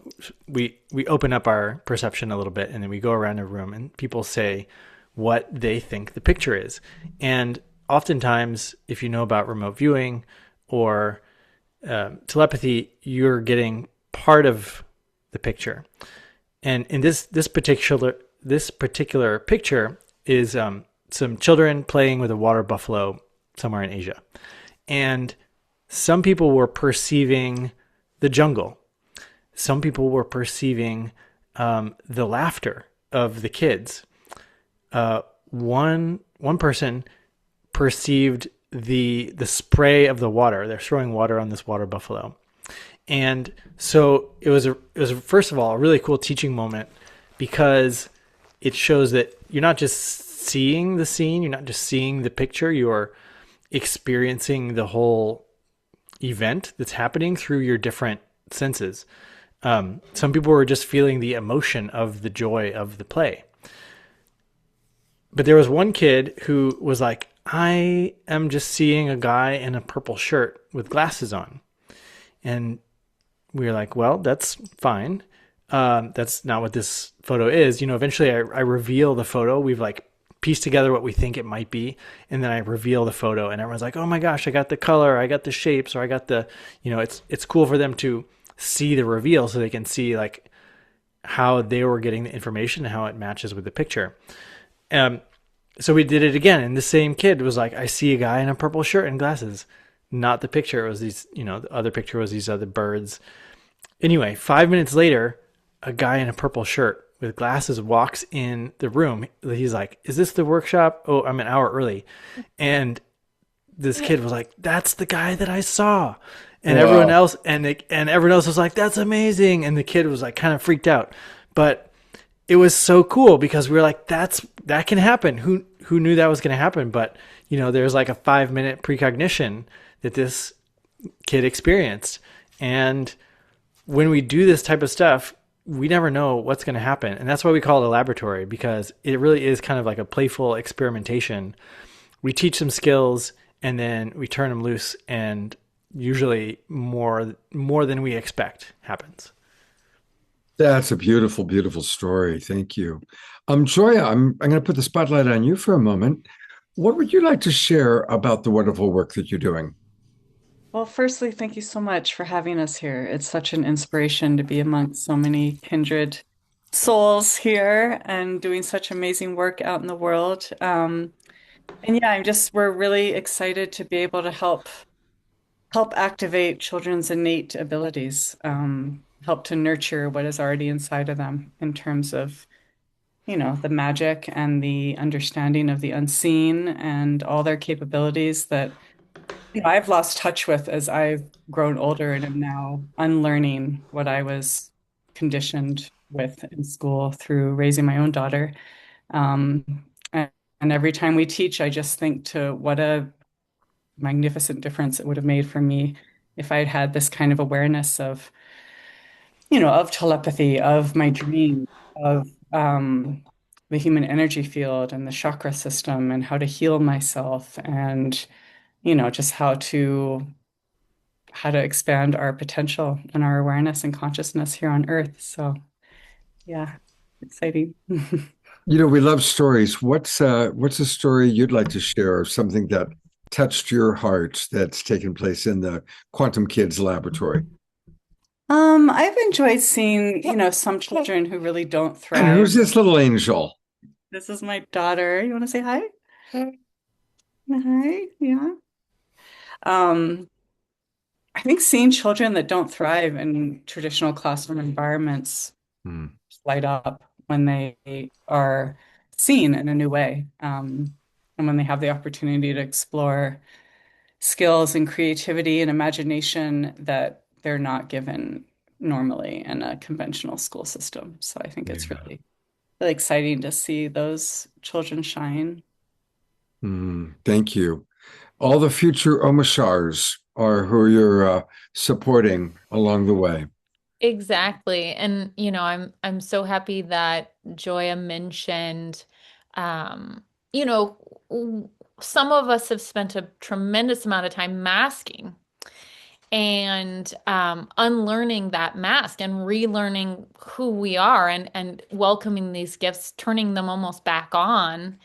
And one of the things that was so clear to me as my healing journey has been so long, like a decade of just throwing things out, like getting them out of my body, healing that suppression, which turned into illness, and just learning how to allow what naturally wanted to flow through me to come back to the surface. And so I kept saying in my head for the last 7 years, the children are our future. I kept hearing Whitney Houston. And so when we were all hiking in Sedona, it was like, yeah, let's do this. And God bless Derek. He just went home and like the next day sent us a website and was like, okay, we're doing this. And so here we are. We just started in February and we're doing a lot of the stuff that Zenka mentioned too, but we're also the basics, teaching about, how does energy flow in your body, breath work, activating the left and right side of your brain, how to connect to the elementals, earth, air, fire, water, even ether, grounding, fuel, nutrition. It just runs the gamut. And we're doing some live runs too, but it's a virtual, so we have people from all over the world, and it's family centered. So the parents are learning alongside the kids, which I think is really special because it covers both ends of that spectrum. And they get to do it together, which is just so magical. And so, yeah, I don't want to go too long because I'm actually kind of holding down, not holding down some things. That's not what I'm trying to do, but you know what I mean. I would like to go meditate into this movement here, but it's been a success, and we would love to teach you or your children, and we'll likely be running an adult version of this too. We are doing some live events for adults and children and families as well through various cities in the US, and those will be kind of rolling out as we go. I believe you have a little video and maybe the website you want to show. Absolutely. I'll put the website in the chat. And yeah, Omashar, take it away if you'd love to show this very brief video. You're showing the video. Oh, I'm showing the video. You're showing the video, is what we talked about. Well, guess what? It's ready. So here we go. Yay!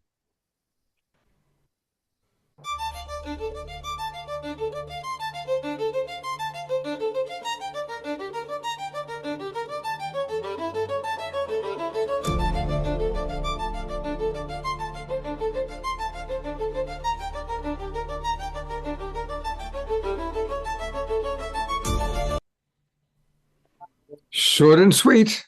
Short and sweet. It's, really meant to just be a teaser. But there's so much. We all joke that we could teach this class infinitely and not run out of stuff to teach between the three of us. So we're What's the age level of young people you're working with? great question. I'm gonna let Derek answer. Yeah, so probably our youngest is 6, and we 6 to 13. I think we have James is maybe 13. So that's roughly the range. But we'd welcome slightly older kids, and then if we have an adult version, then you can graduate into that. Yeah, but most of the kids are, in that like 6 to 11 range. Okay. And I have another cool story, because you said you like stories. We like stories. Part of this is about the families, right? And there's a range of how far parents are in their awakening journeys or their spiritual awareness, and like even among the mother and the father, right? And so one of the dads was telling me, and he works like a normal corporate job, and he was like, I was drinking my coffee one morning, and it's a clear day. I was out on the patio, and it started hailing, and I was like, huh, that's funny. Then he woke up his daughter for school, and she told him, Dad, I had this amazing dream where I could control the weather with my watch, so I decided to make it hail. And it blew his mind. And it's these things that sort of like start to prise open the doorways of what's possible, both for the kids and the parents. Because if reality is a little bit more malleable, then what else could be true? And it starts to get people outside of whatever box that they're in. So it's very exciting just to, like, we always have these types of things happening with our students and families. Yeah, That and makes it fun. as we start working with unity consciousness and alchemizing as a collective, pulling down, ideas, sharing ideas, we can share and absorb superpowers. I mean, it's absolutely a thing. So, what we're observing is that as we get together in groups, just as you would a meditation or an Om chanting, and you start to explore these different gifts, just by being in the presence of someone else who is practicing it, knowing it, allowing it, it can spread and domino into the field. So we like to say in Quantum Kids Lab, anything and everything is possible. So, what questions are you asking and what are you allowing? And we've witnessed so many things like that. Like in our first class, we did spoon bending, and like 50% of our group was able to spin the spoon and even cork it, like spin it, twist it, and then some broke them right in half. And Wow. you think about that, and just, less than 20 minutes prior, they didn't think they'd be able to do that. So it's the other thing is, so Derek and I are both, and maybe Joia too, she hasn't talked about it as much, but we're very prophetic dreamers. And we have dreams like one of our kids will eventually be able to walk through walls. And because we know that the now is all that exists and forward and backwards can be changed, we can change little Omashar's experience now by creating a program like Quantum Kids Lab because of the way the omniverse, I'll say, works. And so we did a meditation in class and we prayed and asked, kind of like the power of eight concept, that would reveal itself, and backwards forwards it's all connected. So just knowing it and then taking that action, that creates the path. So not to get too deep, but we're playing with all sorts of stuff, time bending,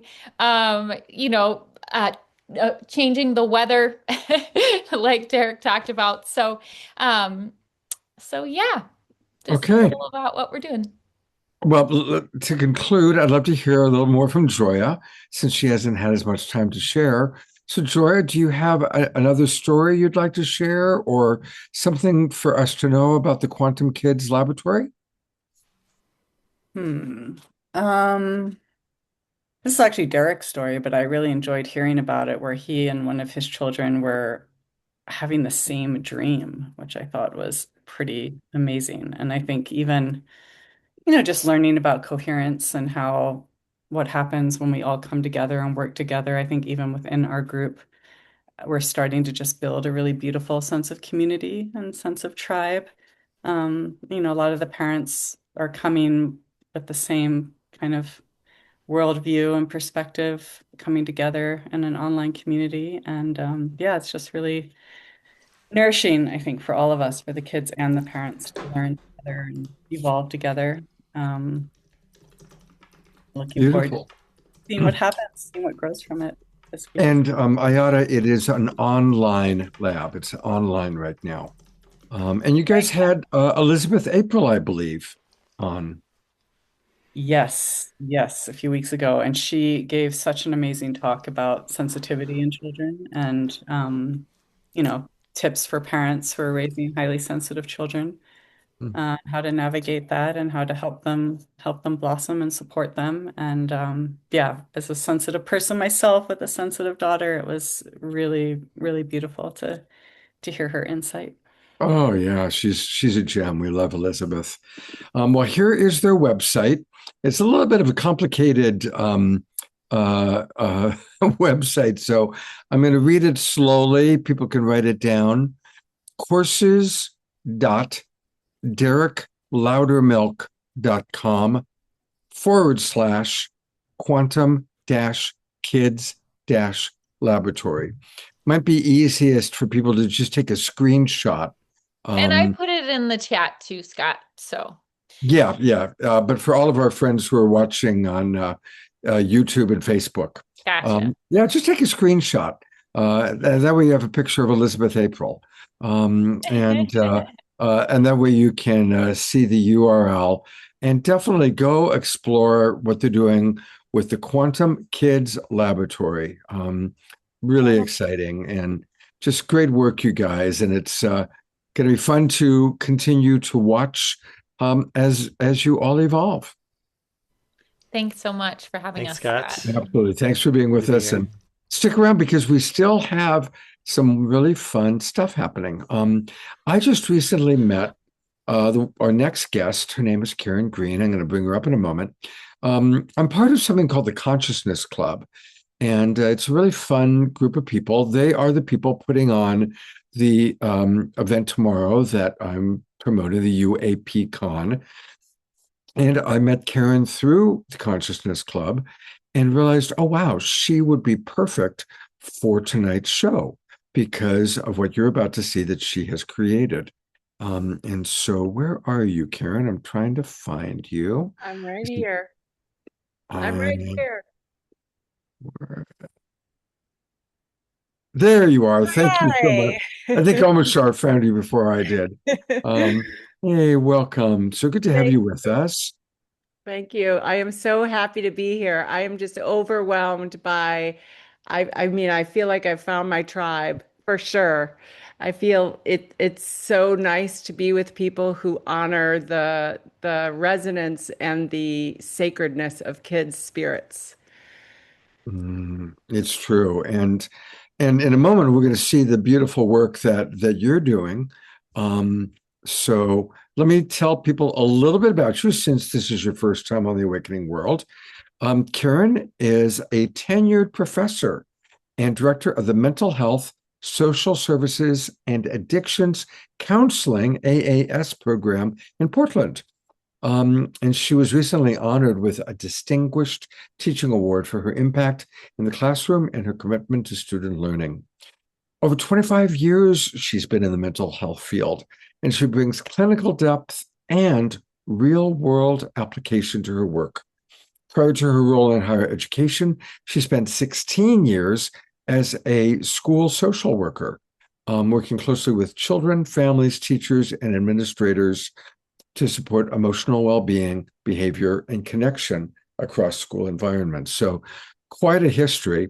But tonight she's here to share with us something very exciting. She is the founder of the Conscious Care Cards and the developer of the Conscious Care Attachment Framework.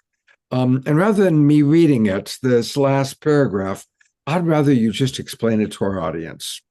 Yeah. So thank you so much again for having me. I really appreciate it. I am on a mission to help heal 1 million kids, and I believe I can do that by empowering caregivers to own their impact as their child's primary healer. And just like so many of the previous speakers spoke about, it is my deep, deep belief that children, if given the environment, the correct environment, not Omashar's experience, but the environment where people are holding reverence to kids' tender and open heart, then children can not only thrive, but we as caregivers can connect back to our pure and open being.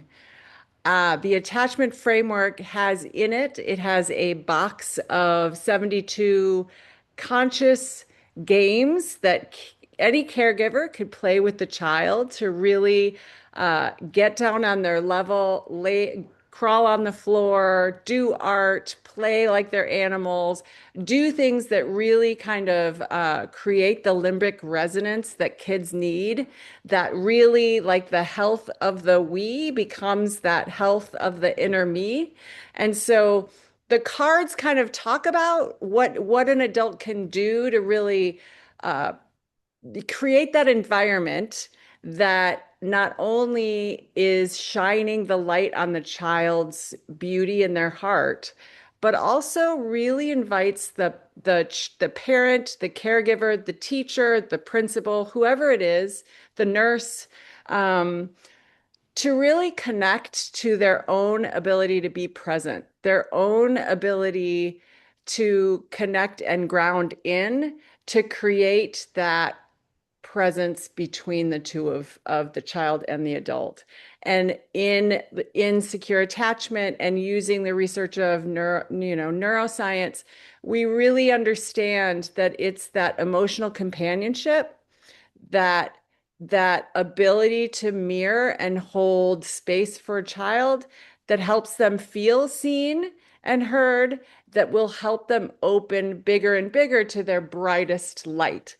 And so if we are brave enough as adults to brighten that light and really, we're not afraid of their feelings, we're not afraid of their abilities, we are instead want to celebrate what they have in their hearts. Even for 40 seconds, like, there's so much research around just 40 seconds of attuned presence and what that can do for the child and their development and the safety they're creating inside of themselves. So if you're really one of those adults for a child, whether you're an aunt, a grandma, a grandpa, even the bus driver, if you're a chosen person for that a child's chosen you, how do you show up for those 40 seconds that really allows that child to feel attuned to? Because that's the healing. I as a therapist can have your child for 50 minutes a week, but it's the relationships that the safe relationships with an adult that the child has chosen, whether it's their art teacher or it's their, the cafeteria person, or like sometimes it's somebody else in their life. And if that child feels it and has that resonance, that's secure attachment, and that belief in their own worthiness will allow those childs to reach their dreams in a way that isn't like impeding them or making them stuff themselves and their beautiful spirits into a box that we as fearful adults feel better about, right? It's like, how does this attachment framework make the adults feel brave enough to shine their light so that their child can shine the light back? So there's the box of 72 cards. There's also the 150-page Reparent the Parent journal, which really asks guiding questions like, what was your childhood like? What were your parents' attachment styles? And how is that showing up? And how is that blocking you from being the present parent you want to be? And no shame around that. But how do we break these generational patterns of trauma? Because every parent I've ever worked with didn't want to parent like they were parented, but then they didn't know how to redo that, or they didn't know how to show up in a way that was brave and open and courageous. And so then the third aspect of the conscious attachment framework is the group, the community. So we have a conscious care community with when parents can just get together and talk about mistakes, maybe talk about triggers and things that do trigger them and why they trigger them, and really seeing the trigger as an invitation for healing as opposed to a shame-based thing to isolate from. Instead, how can we bravely share it with each other so that we don't repeat the pattern, so that we can break the generational impact and we can create a more awakened world by starting with these children who are already perfect and present and alive.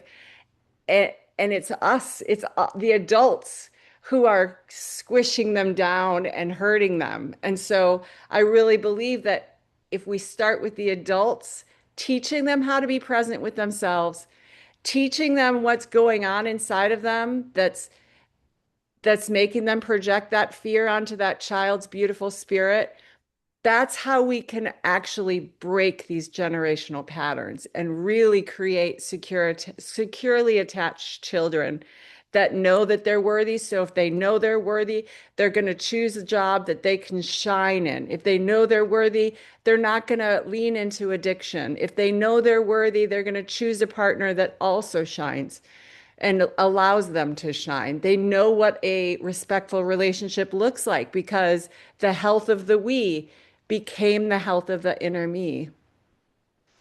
So that's that.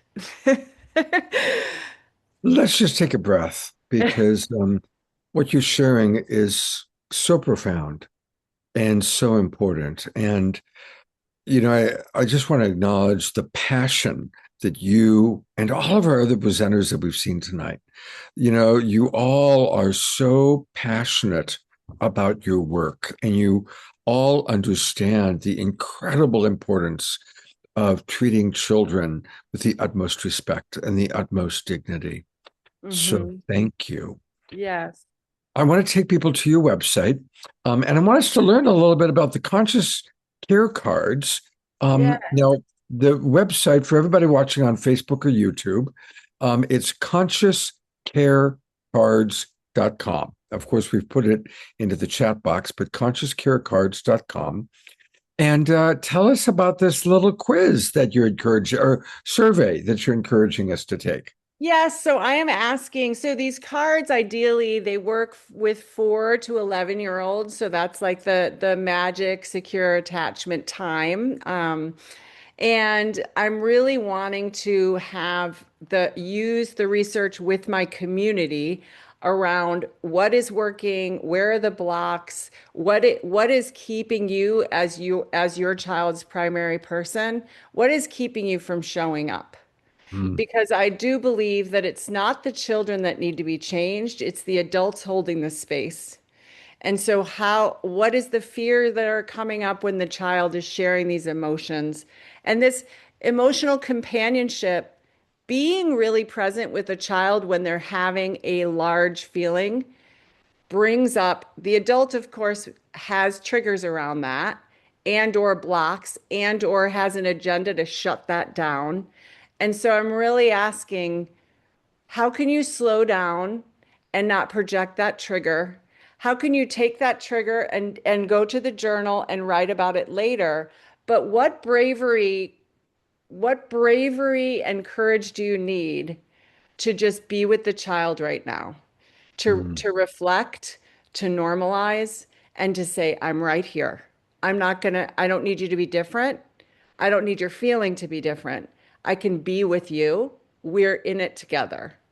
Because that's when they start developing resilience inside.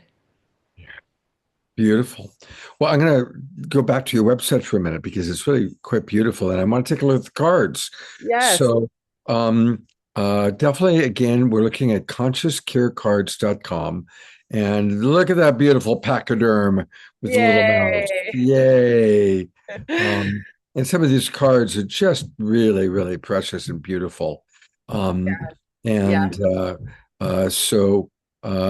science behind it, she clearly, as she said before, a lot of understanding of neuroscience, and of course, all about creating trust and safety so that we know how to release our serotonin and our oxytocin and our dopamine and all of our nervous system regulation. These cards are just beautiful. So they foster a lot of the qualities of emotional intelligence that we all need to learn how to cultivate. The studies have all shown now, Karen, that emotional intelligence is far more important than mental intelligence for success in life. And the major I'm in the Bay Area, all the major Bay Area companies in Silicon Valley, now when they are interviewing people, they're looking for emotional intelligence far more than mental intelligence. Yeah. And truly, the children just need a guide. They need an emotionally brave adult.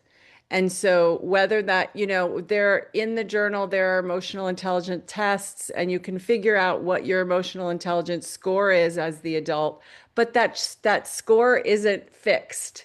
Right. You can grow in that as well. And Harvard is saying the happiness research is talking about the ability to have just 1 or 2 authentic relationships too.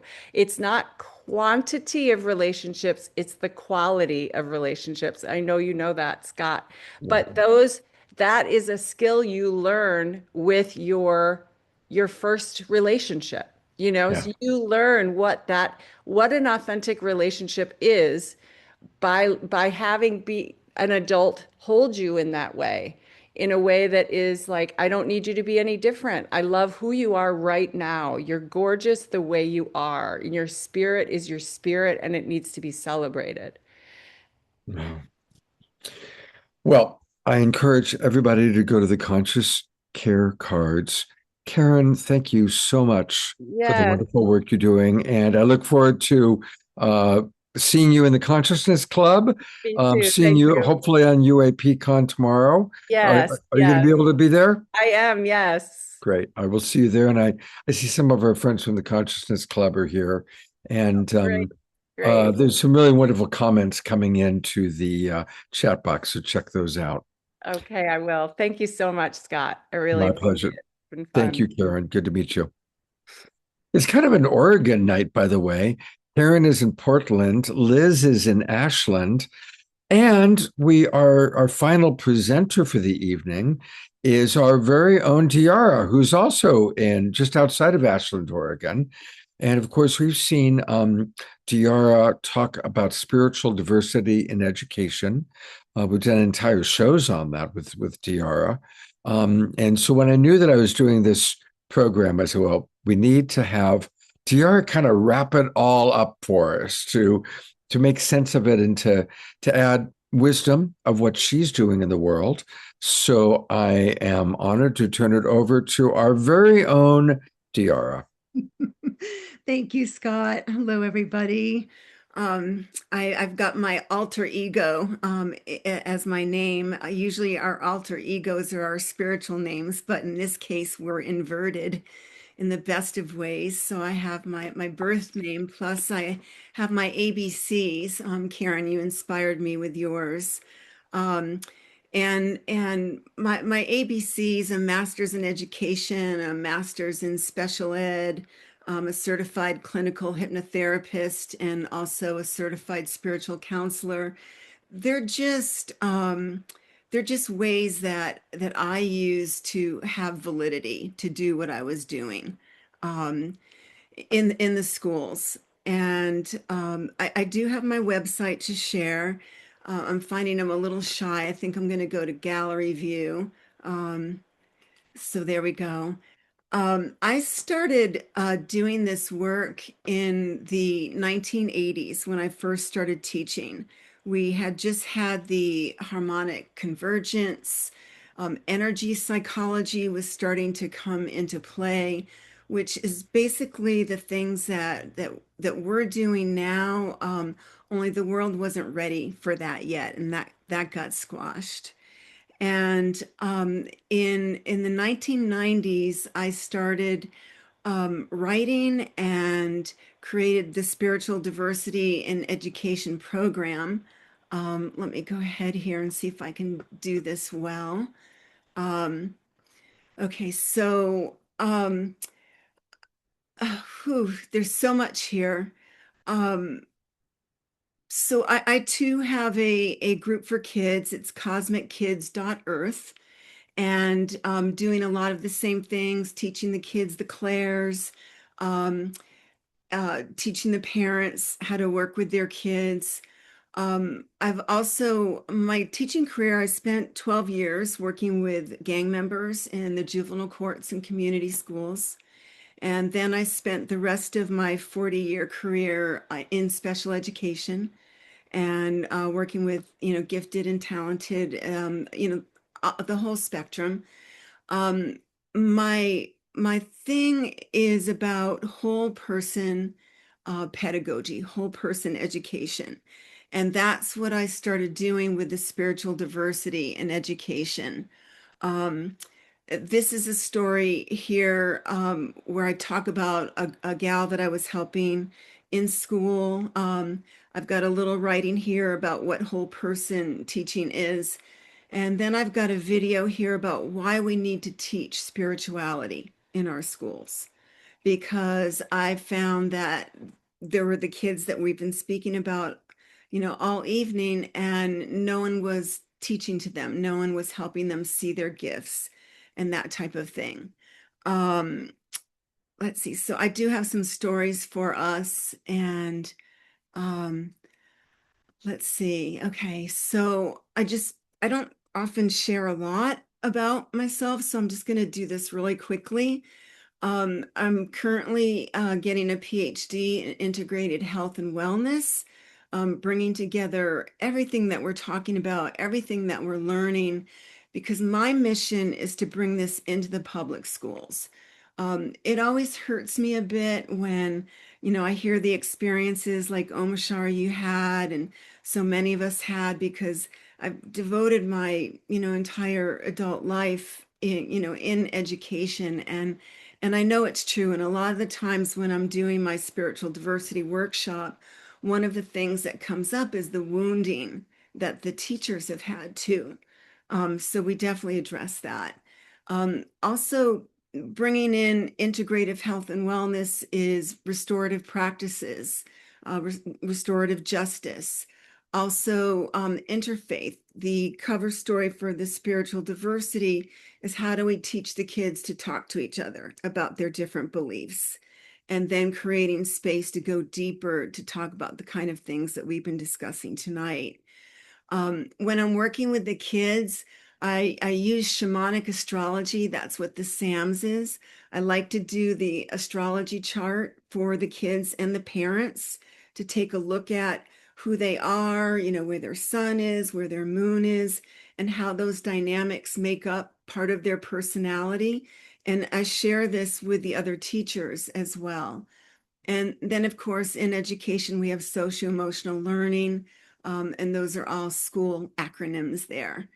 In the spiritual diversity, what I said, and I don't even remember saying this, someone wrote it down and gave it to me. They said, you got to have this in quotes. But I said, the spiritual nature of a human being is by far the most invisible part of the whole. And to have an educational system where everyone is truly seen and every voice heard, we must include this topic of spiritual diversity. Because in the schools, we teach the physical, we teach the mental.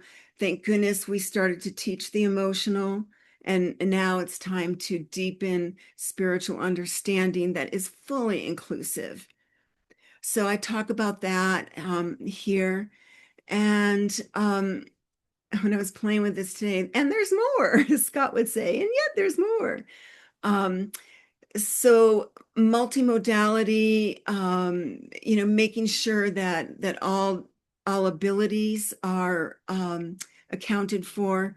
And, as we all know, the smallest touch is often cause for the largest change. And I'm almost done with this. With World Bridger, I was thinking, Scott, with your birthday on Christmas and mine on Halloween, during one of our astrology shows, it turns out that on the Mayan calendar, both of us came in on white spectral World Bridger Day. And so part of my mission has been to, over the past, 40 years in education, hold the institution and everyone inside of it while the system was collapsing, as it's meant to. And so we have these beautiful alternative education programs. We have, a movement for homeschool. At first, it was charters that came through, and yet there are thousands and thousands and thousands of kids still in the public schools that need this information, that need this support, and the teachers as well. So I look at that as being a world bridger. And I'll tell a couple quick stories. So when the bizarre becomes normal, the normal becomes bizarre. So my students used to say, "Oh, Teacher Debbie, you're so weird. You're so weird," because, I was talking our talk back when it wasn't talked. And I always made a promise that I would believe my students. I would believe what they said. So, I take my hurt feelings and I go home and I grab my dictionary, which was the classroom Bible. And I looked up weird, and it means of or pertaining to the bizarre or abnormal. And I went, they're right. I went back the next day and said, you guys are right. I'm absolutely weird. And here's the definition. But what you need to realize is when the normal becomes bizarre, the bizarre becomes normal. When the bizarre becomes normal, the normal becomes bizarre. That was 1998, and here we are living it now in 2026. Another thing that's coming up, I am writing a curriculum for all ages. It's conscious education for empowered lives. A curriculum for all ages that teaches a lot of the things that we're all talking about and brings it in a way that can be used in any school situation. And that I've got a poem down here you guys can read later if you want to, just about being a lifelong learner. And I think that's all I have on my website here. So I'll stop share for a minute and then maybe tell a quick story before we go into our prayer time and our final Omashar song, if that's okay, Scott. Would love to hear your story. Okay. So let's see. Looking at my notes, I think I got most of that there. So,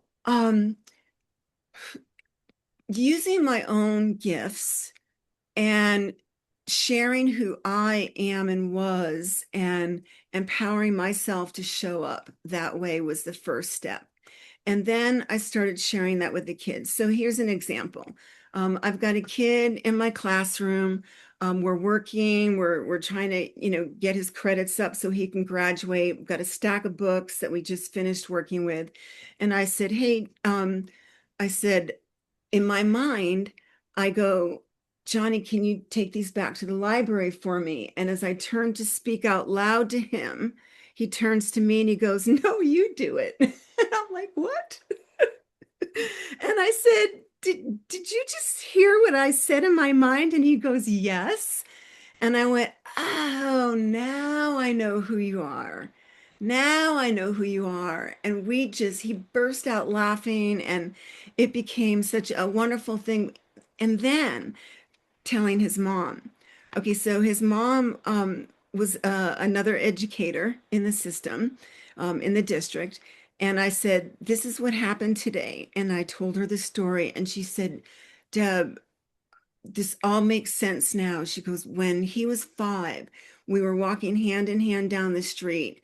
And all of a sudden he stopped in his tracks and he goes, Mom, my life just flashed before my eyes.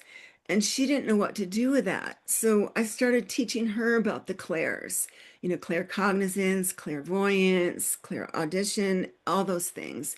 And she was struggling so hard to get him through the school system that it was damaging their relationship. And I said, look, school's going to come and school's going to go. And here I am, a professional educator responsible for all of that. I said, but your relationship with him is the most important thing. And your job as a parent is to help your child through the linear school system when they are not a linear being. And I know that's exactly what all of our other presenters are doing as well. So that was a great story. And the last story I'll tell for tonight, for time, has to do with working with kids who are nonverbal and using our own telepathy, our own remote viewing to help work with them. So in this particular school, I had a bunch of paraeducators working for me. Some of them were assigned to their students one-on-one. And I just walked by one of the kids as I was walking out, and his para was next to him. And I walked by and I went, he's thirsty. And I turned to the aide and I said, he's thirsty, he needs a drink. And the aide's like, no, he's not. I just gave him one. And I took a breath like that and I said, no, he's thirsty, he needs a drink. And the aide said again, no. And I stopped again and I said, yes, you need to go get him a drink. So then I went into my authority mode. And sure enough, he went and got him a drink, and the kid just drank and drank and drank and drank. And so then I started teaching the other teachers and other adults about telepathy and intuition and all these things. And yeah, they would make fun of me. They'd be like, yeah, let's ask Deb a question. And hold on, there she goes, and she'll go going up for the answer and then come back down. So the message is, like my website says, you are you, be yourself, be courageous in sharing these gifts that we get to share with each other here in this beautiful sanctuary.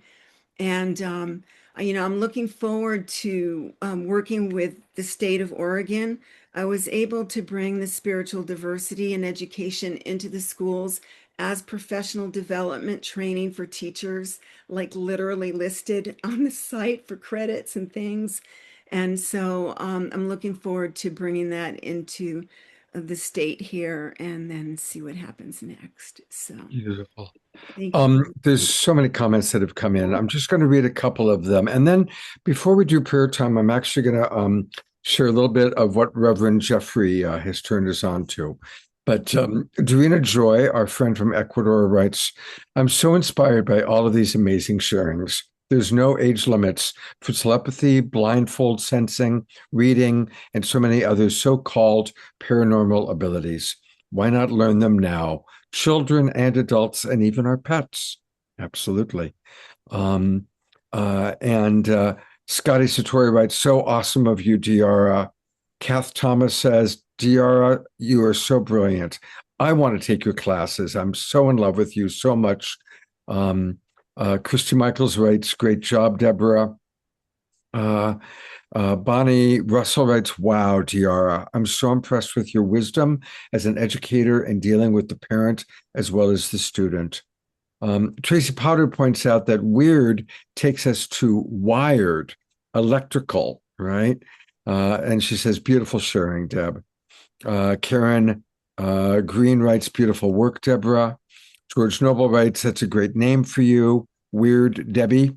And Tracy brings out weird is also in the Three Fates from Scottish lore.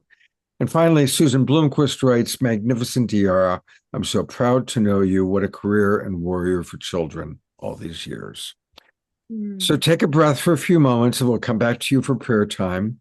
We don't have much because we're already way over and I haven't had dinner, but I did want to show this that our beloved Reverend Jeffrey Colebrook pointed out. So this is another innovative education program called coherenceeducation.org. Coherenceeducation.org. And Jeffrey, if you want to just share for a minute or two about it, tell us what we're looking at. Well, basically, Andrew Freeman taught unified physics at the Resonance Science Foundation for kids. I actually took his kids course, and it was absolutely amazing to see what these kids could comprehend when they were in this kind of an environment. It blew me away, just like everything tonight. I've got what these folks are doing. It just blows me away, and I'm so excited that this is happening. Maybe they can do some work here together. That's why I wanted to, when I saw what the topic was, I wanted to let you know what this was going on. It's accredited program, and Andrew Freeman, of course, came apart through understanding all the new models of physics and has created this amazing program. So there's the site.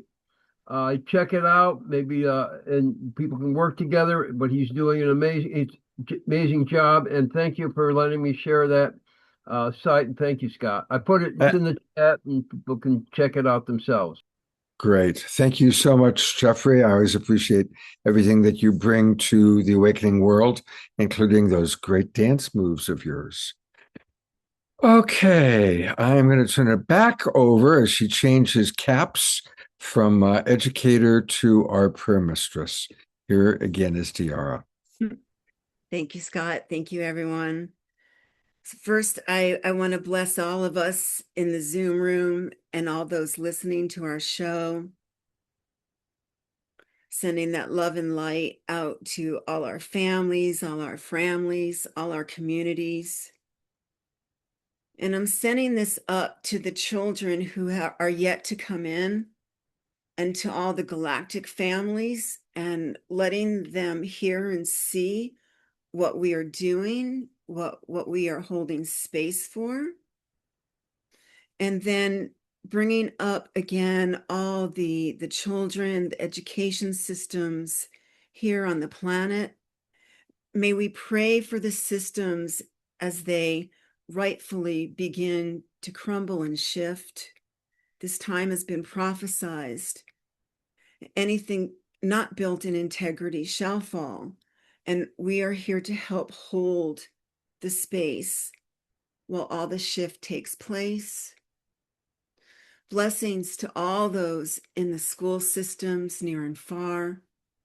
And I'm seeing the school systems all around our beautiful globe, so many different fractals, so many different ways. And may we come together as a collective, an international collective, to share the wisdom and the brilliance that's creating the magic and the safety for our kids. Blessings to the parents. Blessings to the parents. Blessings to the parents. And we ask that hearts remain open.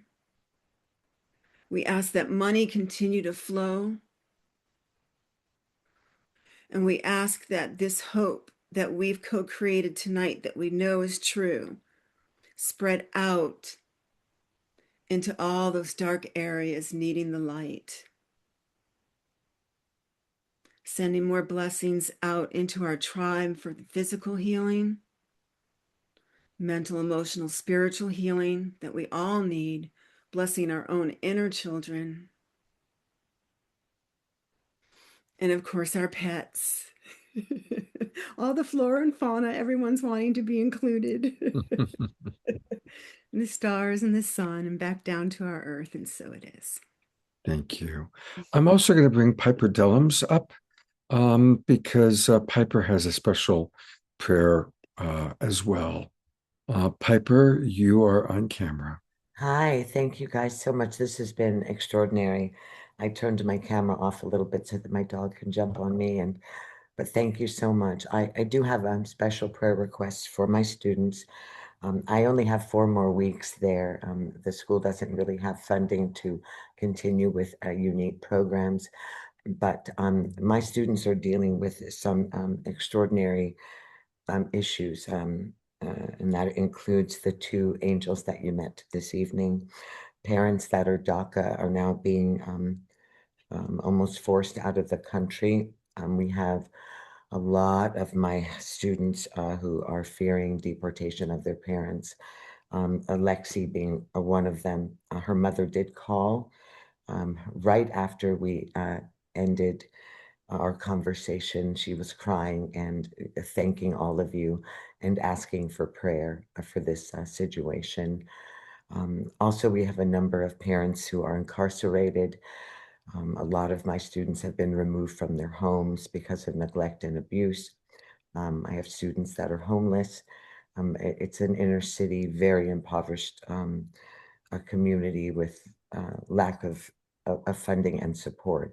But I know that we have the ability to shift a lot of what's happening in their lives, planting these seeds of hope and inspiration and artistic integrity, but also through our prayer and the energy that we send as a family. So I do ask that over my students, and I ask it over 135 of my 6th, 7th, and 8th graders who are really going through some incredibly intense times. We just had 2 suicides at the school of 7th and 8th graders, and a couple of parents that were killed in gang violence. So yeah, these kids are forgotten and pushed aside. But here we are, reminding them that they are powerful and perfect and able. So thank you for that moment. Adriana Joy is asking you, Piper, how can we support them? Can we buy books besides our prayers? Is there a way we can support? Oh, I'm certain that there are. My dear friends were asking the same thing when I was trying to get art supplies. I just sort of, did it all myself. But yes, let's be in touch about that. These students, we've had to provide coats when it was cold. They don't have pencils. Clothing is provided. Piper, let's start a GoFundMe for your kids. Let's start a GoFundMe for your kids, okay? I've started GoFundMe for you in the past. I've done one for Scotty. Let's start one for your kids. Let's you and I talk about it, and we'll get that going. Okay. For Lexi and Kylie would be amazing. Absolutely. Bonnie Russell, I'm noticing you have your hand up. Do you want to speak? I need to.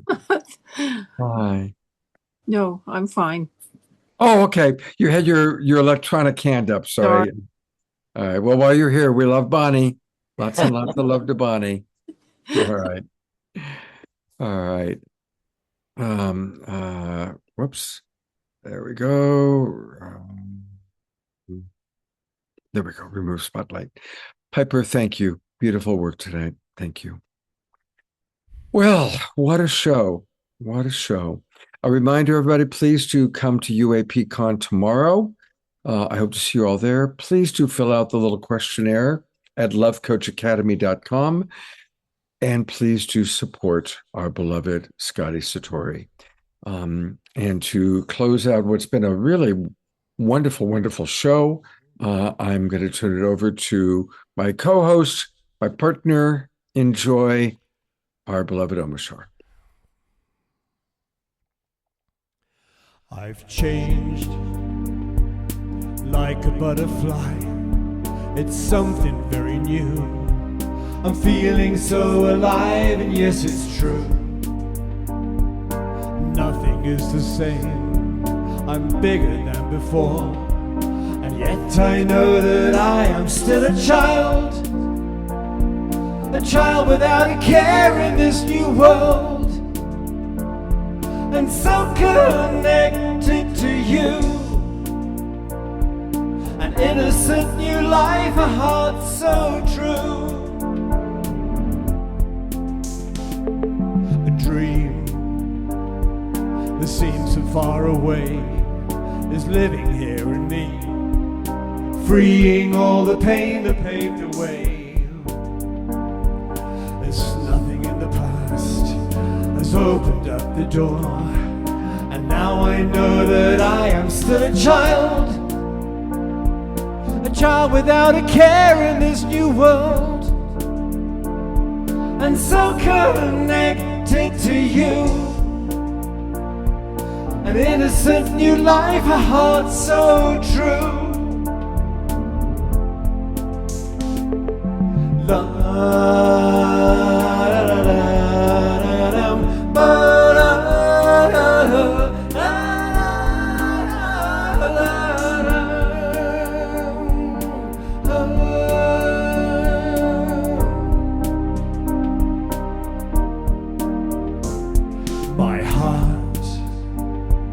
is beating once again.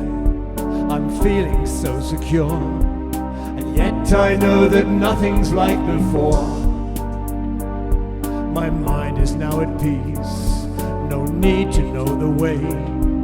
And yes, I'm glad that I am still a child without a care in this new world, and so connected to you. Innocent new life, a heart so true. I'm still a child without a care in this new world, and so connected to you. I'm innocent and deep and pure and true.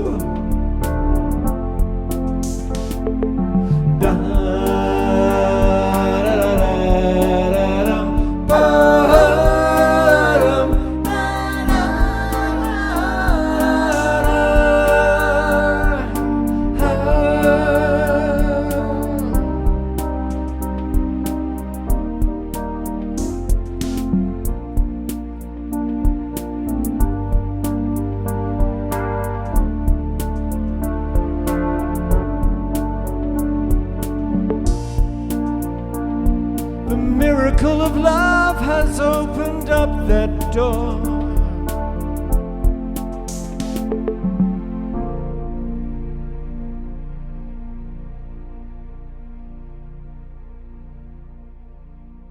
Beautiful, beautiful, beautiful. Thank you so much, Omashar, and our wonderful dance team. I love watching our couple, Pam and Liv, dancing away. Isn't that the sweetest? It is the sweetest. Yeah, yeah. And there was also, I think, Connie and Andrew are dancing. They're doing some kind of waltz. Oh, I love the honeymooners. I call them a honeymoon couple. Thank you, Omashar. Beautiful music as always. Thank you so much. Well, it's been quite a show. Remember that like tomorrow, it'll be up on our YouTube channel. I also send the recordings out to those of you in the Zoom room because you're all subscribers. Share these shows with people. Who do you know that wants to feel inspired about education? Show them this show. That's how we grow.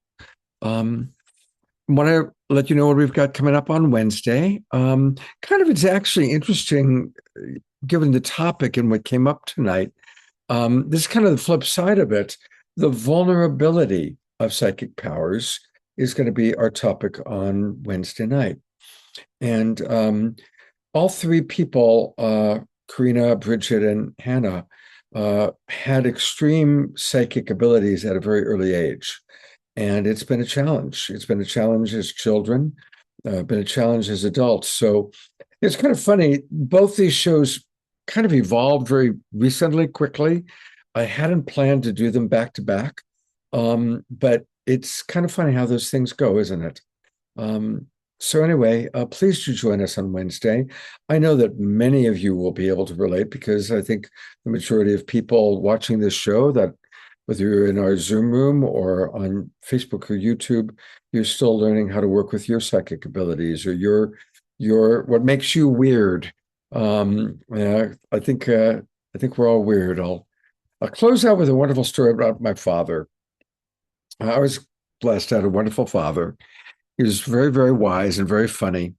And when I was, I think around 15 or 16, puts his arm around me. He goes, son, I don't know if you've discovered yet, but the truth is everyone in the world is crazy except for you and me.